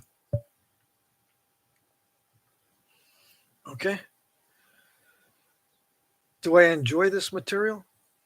Well, I might, once I get rid of these defects, I might actually enjoy the material because it does nap well. And what I mean by that is something actually happens when I hit it. It's not like I got to keep hitting it and hoping something happens. No, this will actually produce results almost every time I hit it. Yeah, unless I mess it up. This is getting a little bit too lumpy. Hold on. If it's too lumpy, I lose energy and it doesn't work right.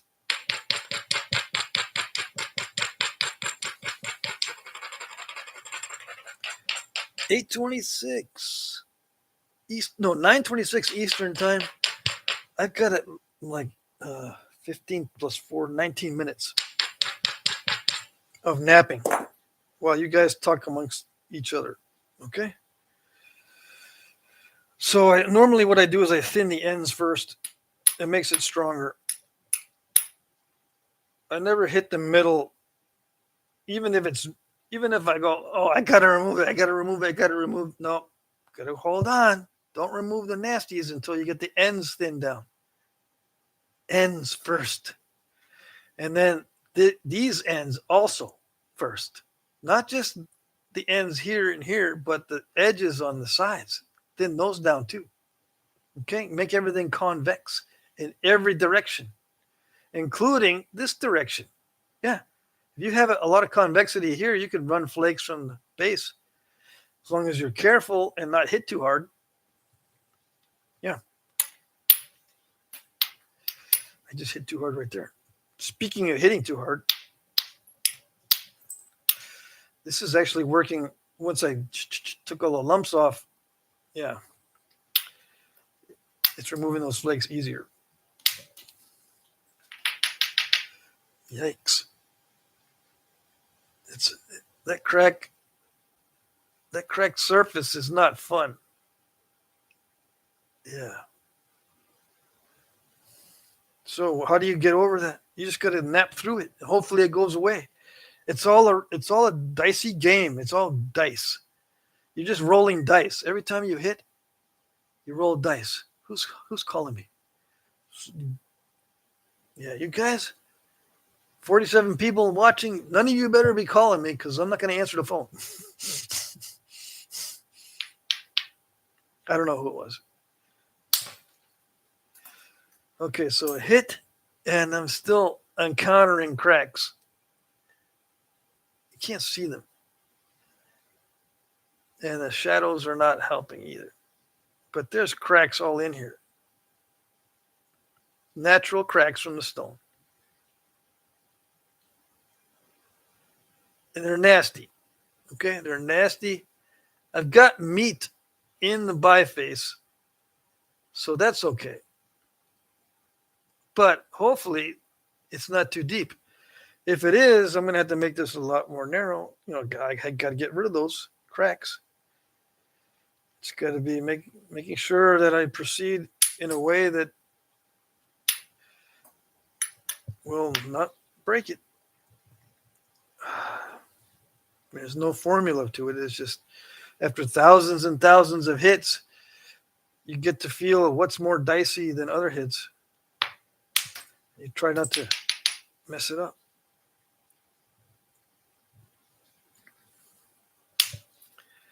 I don't know.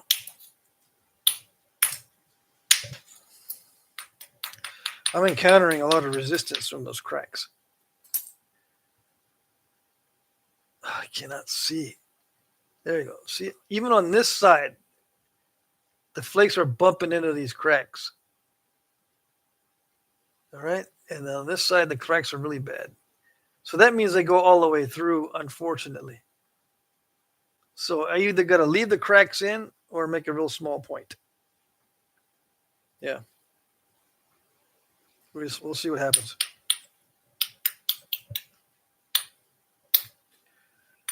If I leave it thick, I can leave the cracks in place.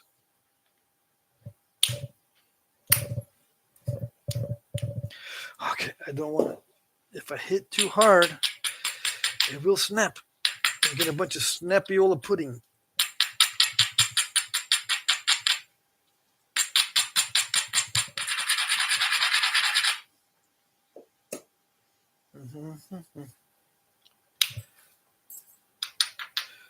And I'm not really napping it much differently than any other piece.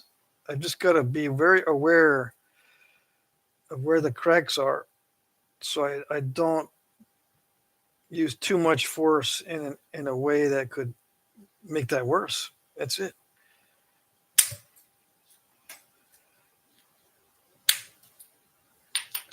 And I've never encountered something exactly like this. So how do I know how to proceed when it's something almost brand new as far as memory? Just gotta roll the dice. I think that might work. You just hope and pray that it does, because I haven't encountered anything exactly like this, but similar, yeah, but not exactly.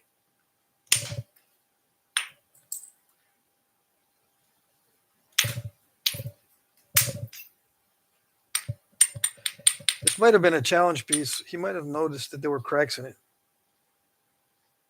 which is okay. I mean, I've done lots of challenge pieces.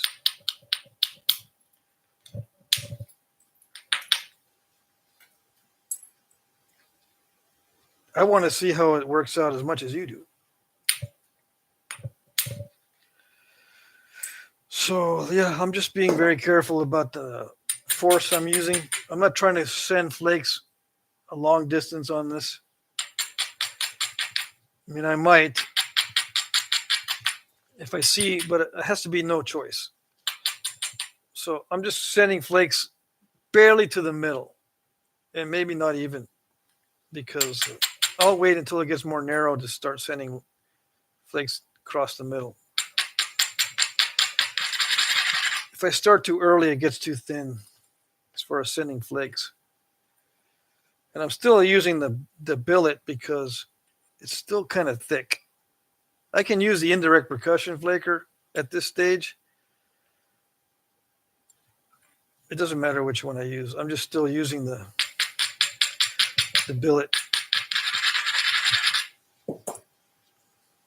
Why? I don't know. I don't know. Logic says, yeah, just use the indirect percussion, dude. Just use it. Why not? Well, I don't know. It seems to be working okay like this. This stuff's easy to nap. As far as flakeability, I don't have to hit this really hard, and which means I can be kind of accurate. Yeah, it's amazing. If it's easy to nap, you can be kind of accurate. Yeah, funny how that works. I'm not getting to the center. I might have to switch over because there's cracks preventing me from getting to the center of this Tootsie Pop, so to speak. Okay? Same on both sides, and they go all the way through, it looks like. But it might still hold together. Now, would they use this back in the day? No, I think they would just toss it. It's not good for much except for maybe butchering. And that's it. Which is valuable, yes, but you can use these flakes. You can use flakes for butchering. You can use, maybe not these small ones, because these are all crud flakes. But you know what I mean. The point of knapping is to create stuff that's part of a system of a technological system of a tool that is used like a projectile or a knife, something that's part of a system that involves hafting, resharpening, flying the projectiles, as an example, that kind of thing. Fighting, if you have a knife for fighting, it's you have to haft it in a certain way. It's got to be strong. It's got to be thick. It's got to, or whatever your requirements are. Maybe you're just using these stone knives to, I don't know, collect trophies, something gruesome. I don't know. Back in the day, they did a lot of gruesome stuff. We're not concerned about that. We're just concerned about the knapping. But they had uses for this kind of stuff.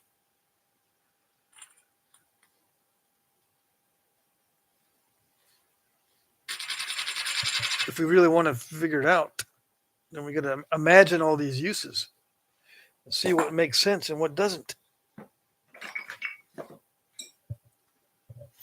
All right, I'm going to start using these new machined copper tools. They seem a little bit harder than my other copper. So let me see how it works. With a harder tool, it just crushes the edge more and I got to grind it more. But other than that, it usually doesn't change things all that much as far as the flakes go.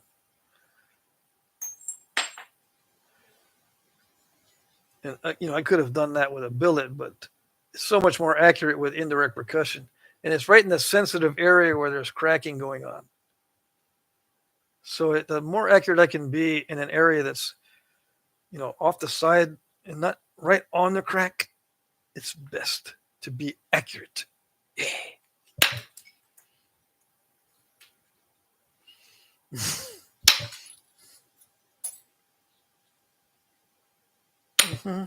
So, hold on. I got to focus.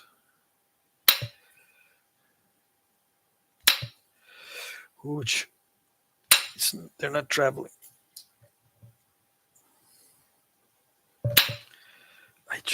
Yeah, there's a lot of cracks.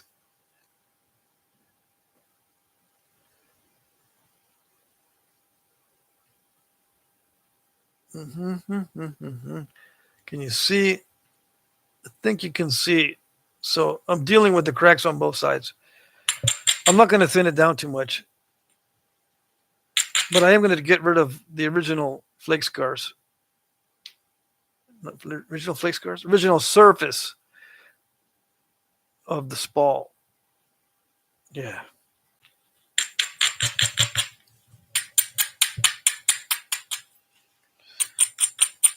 And just, produce a lot of bold flake scars. If I can. Because that's what I like. Yeah.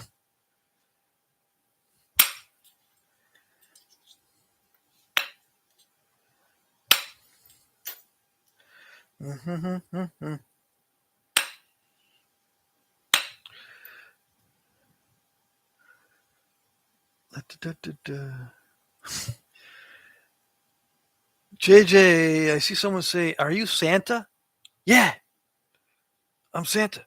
If you're talking to me, probably not, because I'm ignoring the chat right now. In case you're wondering, There's a bunch of people watching. In case you're wondering, I'm not paying attention to the chat. I'm rambling on my own. Yeah.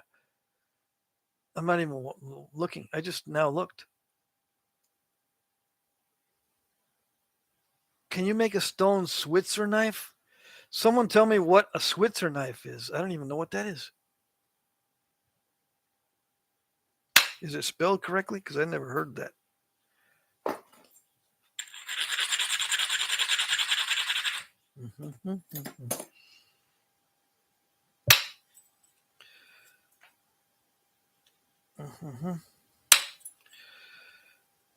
Yep. It's not too bad. I mean, it's not gonna be the prettiest. The material looks nice. Yikes.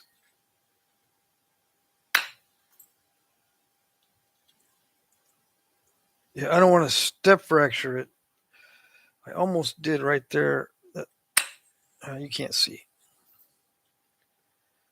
So I'm just going around and looking for opportunities, okay? I'm not preparing any platforms, so-called. The way I describe platforms is that it's only the platform is on the flake. This is a striking area. The platform is a remnant of the striking area on the flake. That's the way I define it. I know no one defines it that way, so I'll keep my mouth shut. Yeah. Yeah, you better shut up about that. If you don't do it all archaeological, it's wrong. Okay, only do what the archaeologists say, and only imitate them. That's it.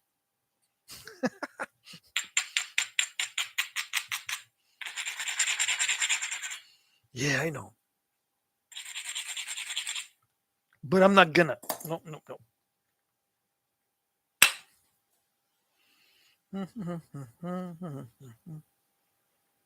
Let's see. Did that do it? Almost took off the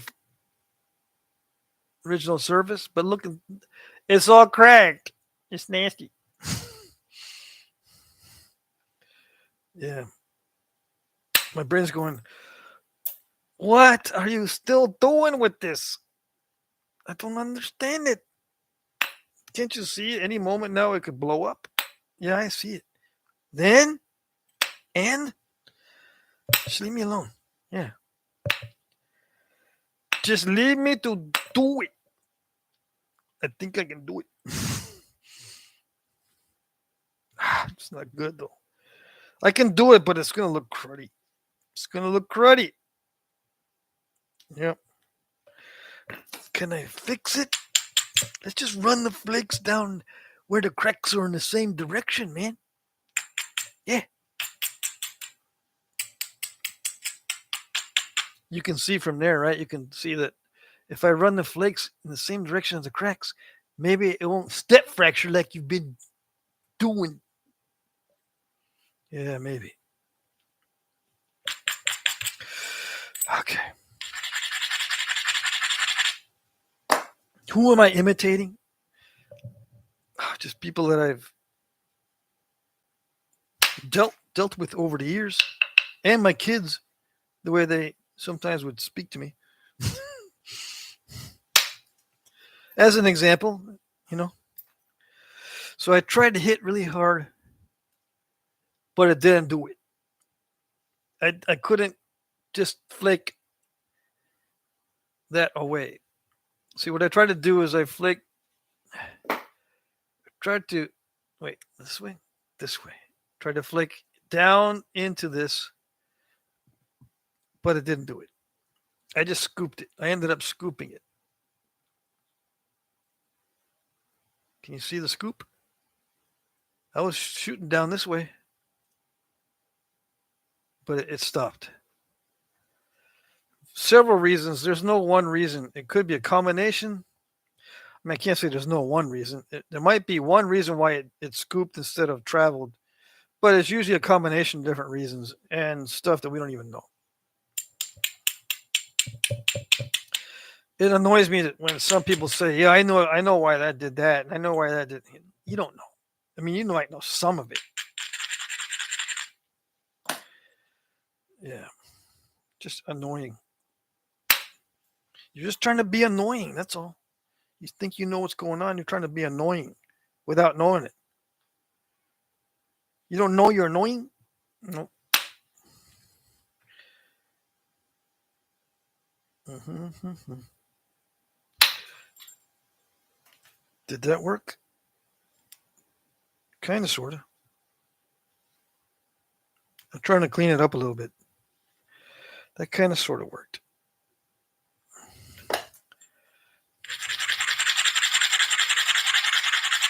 What do I mean by cleaning it up? Just a bold flake to make it smoother. If there's too many flakes in here, it looks just what I call too flakery. I don't like seeing too many flakes.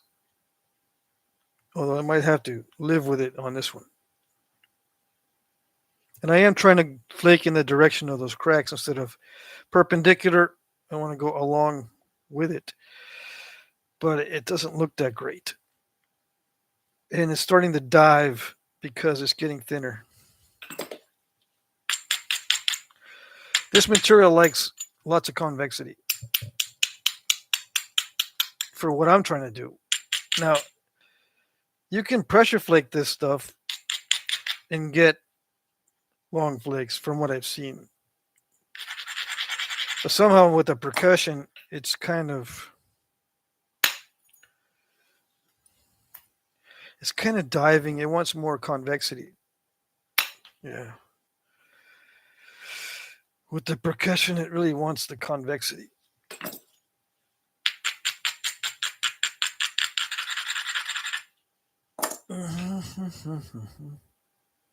Can you see? No? This is really not the format to be looking at it up close.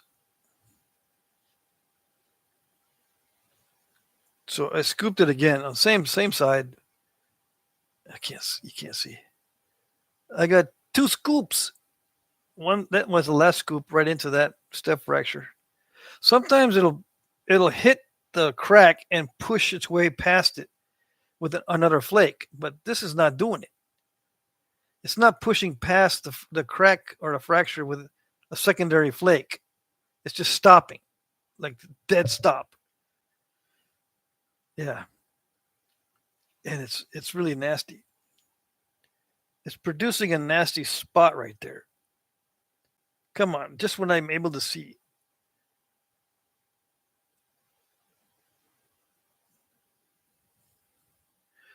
How do I get past that? There's no how to get past.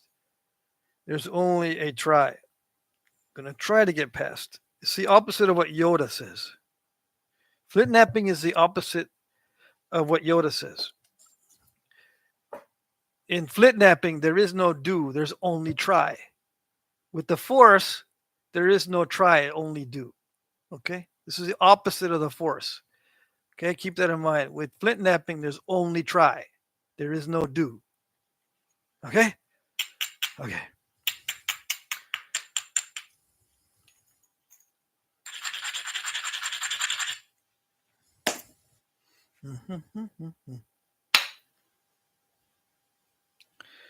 All right.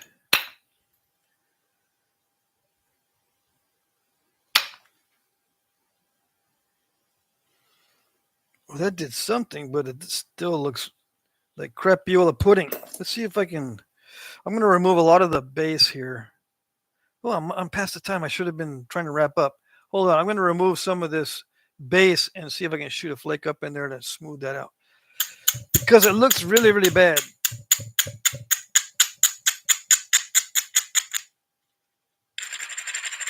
So yeah, I'm setting it up to hit from the base. Hit up into this area. Following this crack. Because I don't want to go perpendicular to the crack. I want to go longitudinally.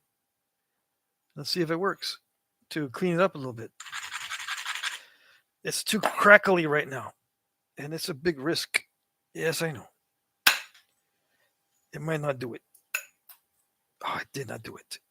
It's creating an island. It's creating an island. Yeah. See, I hit from the base and it dived right away. Yeah. I'm gonna have to narrow it to get rid of that. This nasty crackly spot has got to go away. I mean, I can't keep that in there at all. So I'm gonna have to get closer to the obstacle by making it more narrow. Yeah. So I'm gonna hammer stone it with the abrader. That's why I wear out the abraders, and I need to get another one soon. Yeah.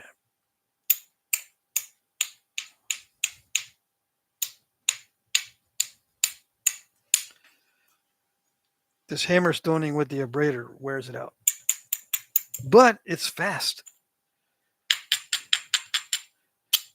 Yeah.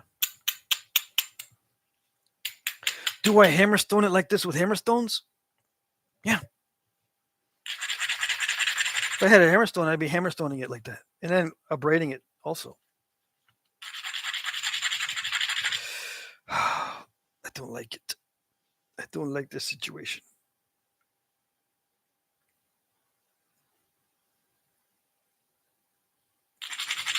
I don't see an opportunity.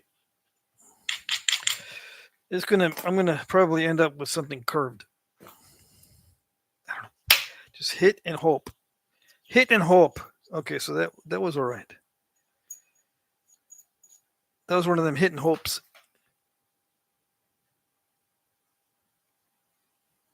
Come on.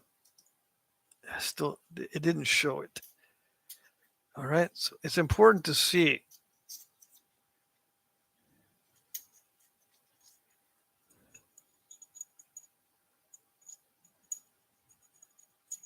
Come on.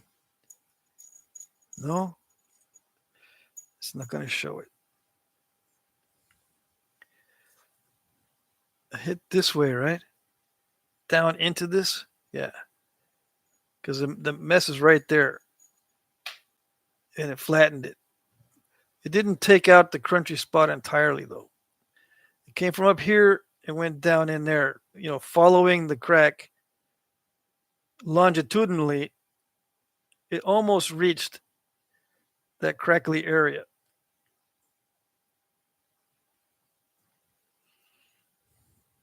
I might be able to remove the crackly area with one more strike. But you see, I got close to the obstacle first and then struck in. And then I'm risking installing a curve. See, it's already curving right where I'm hitting and getting really flat. Well, I should say it's already getting really flat and beginning the curve.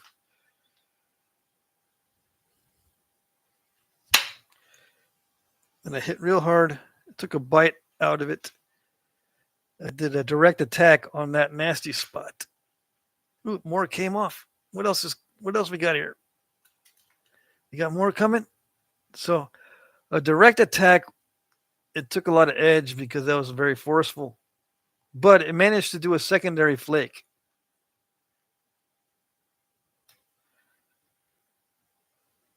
So that was good, actually. It actually looks a little bit better. To me, anyway. I might be able to pick out the rest of it. There's still a bunch of crackly stuff in there. I can probably pick that out. Yeah. First pickings removed a big flake from in here. See, you can see the edge of the flake here. I'm going to try picking out more of it. All right, that part came out too. So I picked more and got the rest of the nasty stuff. But as you can see, it's starting to curve. See that? I dug out a lot from underneath here. So it's probably the best it can get. without breaking it, obviously. But the best I can get without risking breaking it, risking too much. I already rolled. I risked breaking it already, but it wasn't that bad. From experience, I know that it wasn't all that bad as far as risk.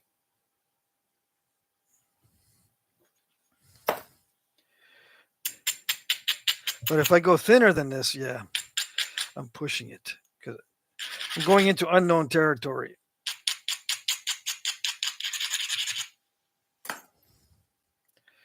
Oh, gosh. All right.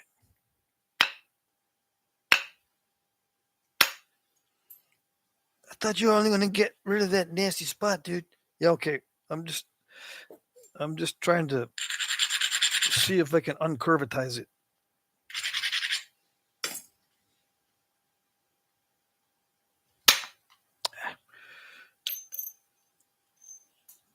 Strong hits are taking bites out now. Yeah. It's getting too thin for the strong hits. So that's it. I'll be losing way too much width. Yeah.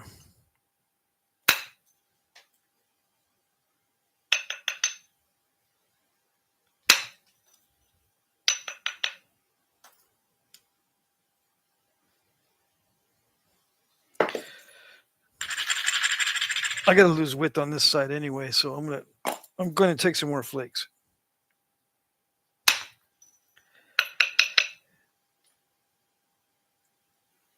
And get it flatter. Yeah. But that's it. Okay. All right. So this new flaker is working okay. It's just a little bit harder copper than my original. Yeah. I can tell it's harder, which is okay. The brain adjusts. Just got to grind a little bit more. That's it. So yeah.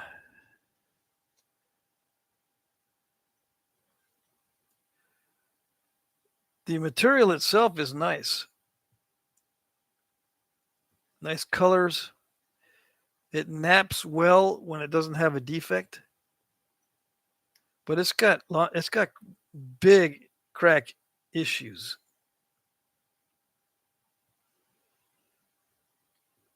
On both sides.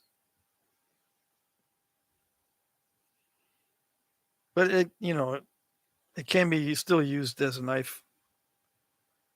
Yeah. All right. What do we got?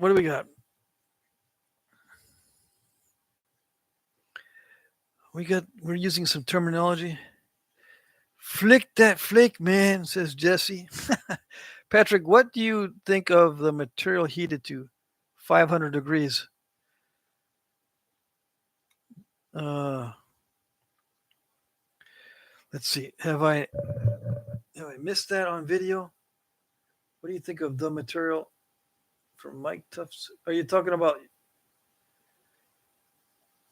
Got to be a little bit more specific, Mike. I'm not sure exactly what you're talking about.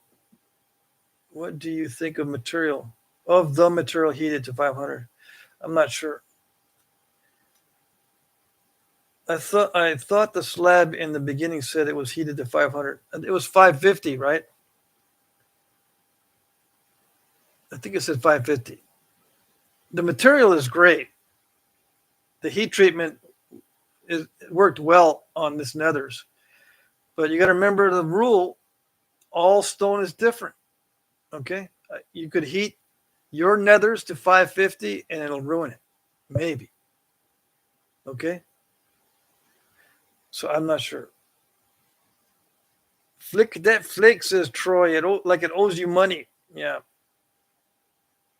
I didn't flick it. I picked it. Yeah.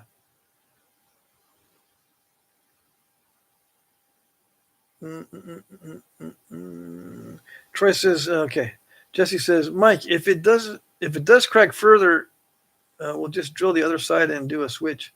We might be able to put a steel collar or bushing inside that copper it slides into. Okay, talking about copper flakers now. All right, let's see. What did I miss? I'm going to look and see if I got questions. And I'm going to try to wrap this up. Let's see. Rock and Pops Adventure says, do you like the machine, the copper rods better? No, they're about the same. Yeah. I mean, I like the fact that I can just switch them back and forth from one diameter to the next. I like that part. It's fast. But as far as the liking them any better, yeah, it's the same. Pretty much the same. Except for the switching ability.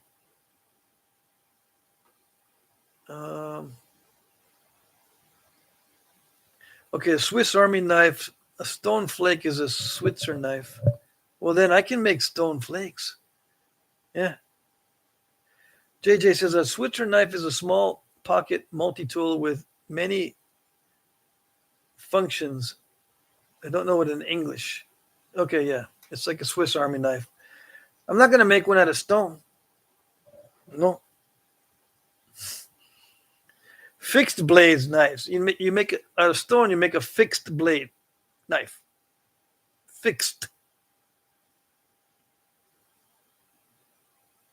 Ed Gould says, I'm going dead. See you Monday. All right, we'll see you, Ed. That was like a long time ago, though. Where am I in the chat?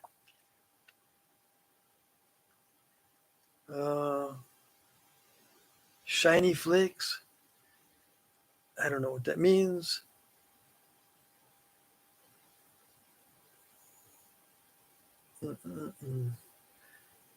You guys know who Master Yoda is, right? Hey, Eric's here.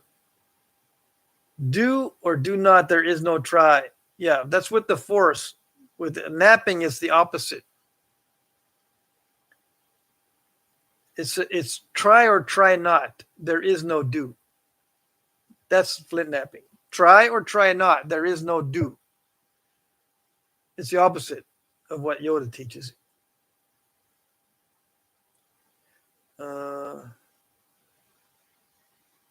Keep an eye on the crack. I'm wondering if it will crack to the set screw. Which one? This is the bopper I was using. I don't know if you're talking about that. I don't know if you're talking about mine or someone else's in the chat. Okay. So, I mean, I am kind of being joking. I am joking about it slightly, but not really. With Flintknapping, it is try or try not. There is no do. I'm serious. Okay? You can't plan reliably. It's try or try not. There is no do. It's opposite. I'm telling you. It's the opposite of what Yoda is telling you. And yeah, it's funny, but it's also true. Jesse says, Mike, I've been ripping some flakes off with your indirect stick. It finally got a small crack in the plastic end, but it seems to be holding up. Okay, now I know what you're talking about. All right, it's 10:02, but I'm still going to see what's going on here in the chat. Jesse says he had a gorgeous big basalt blade. It had a big black something inclusion, it looks like. Jim Cooper says, see you later. All right, Jim.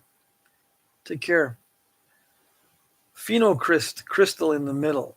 Okay. I wish I could remember these names. Phenocryst crystals. Are you sure it's exactly that? Because if you're telling me the wrong thing, it's gonna mess up my napping.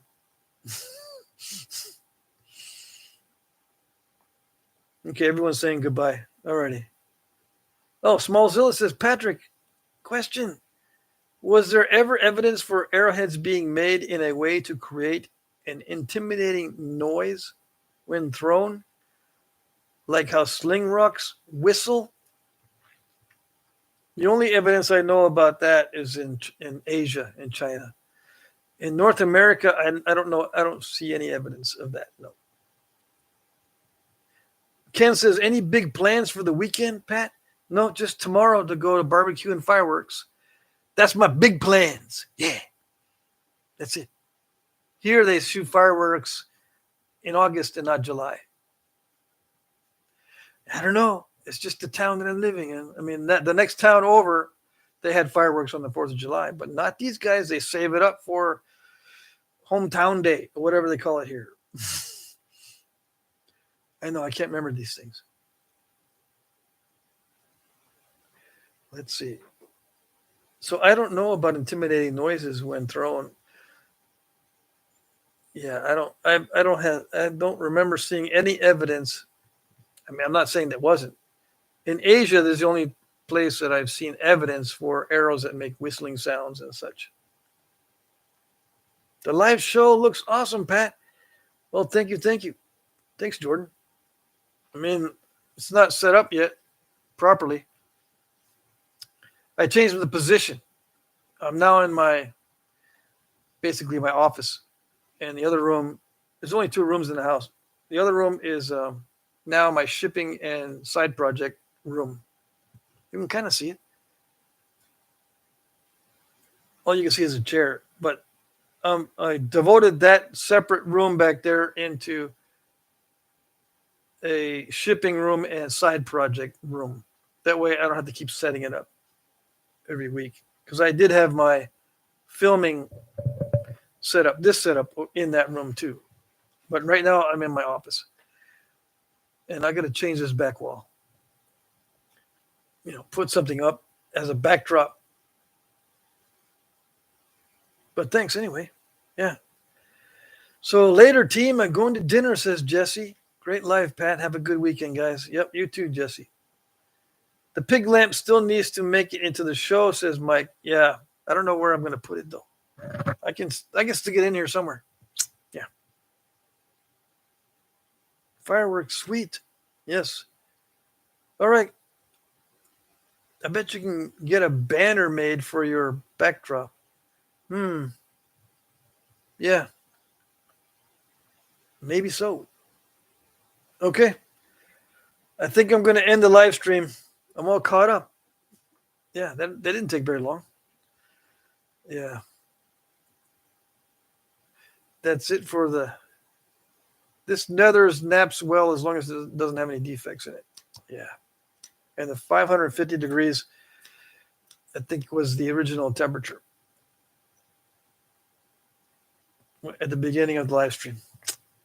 You could still see it when I burned it out. All right, Jim Main says, have a good weekend. Yes. You're welcome. Thanks. You're welcome. Have a good weekend and fireworks and festivities. Thank you. Great stream as always. Thanks. Not much on my end, just playing music and napping glass for now. All righty. Okay. Good to see everybody. The next live stream, what's today, Friday? Next live stream is Monday.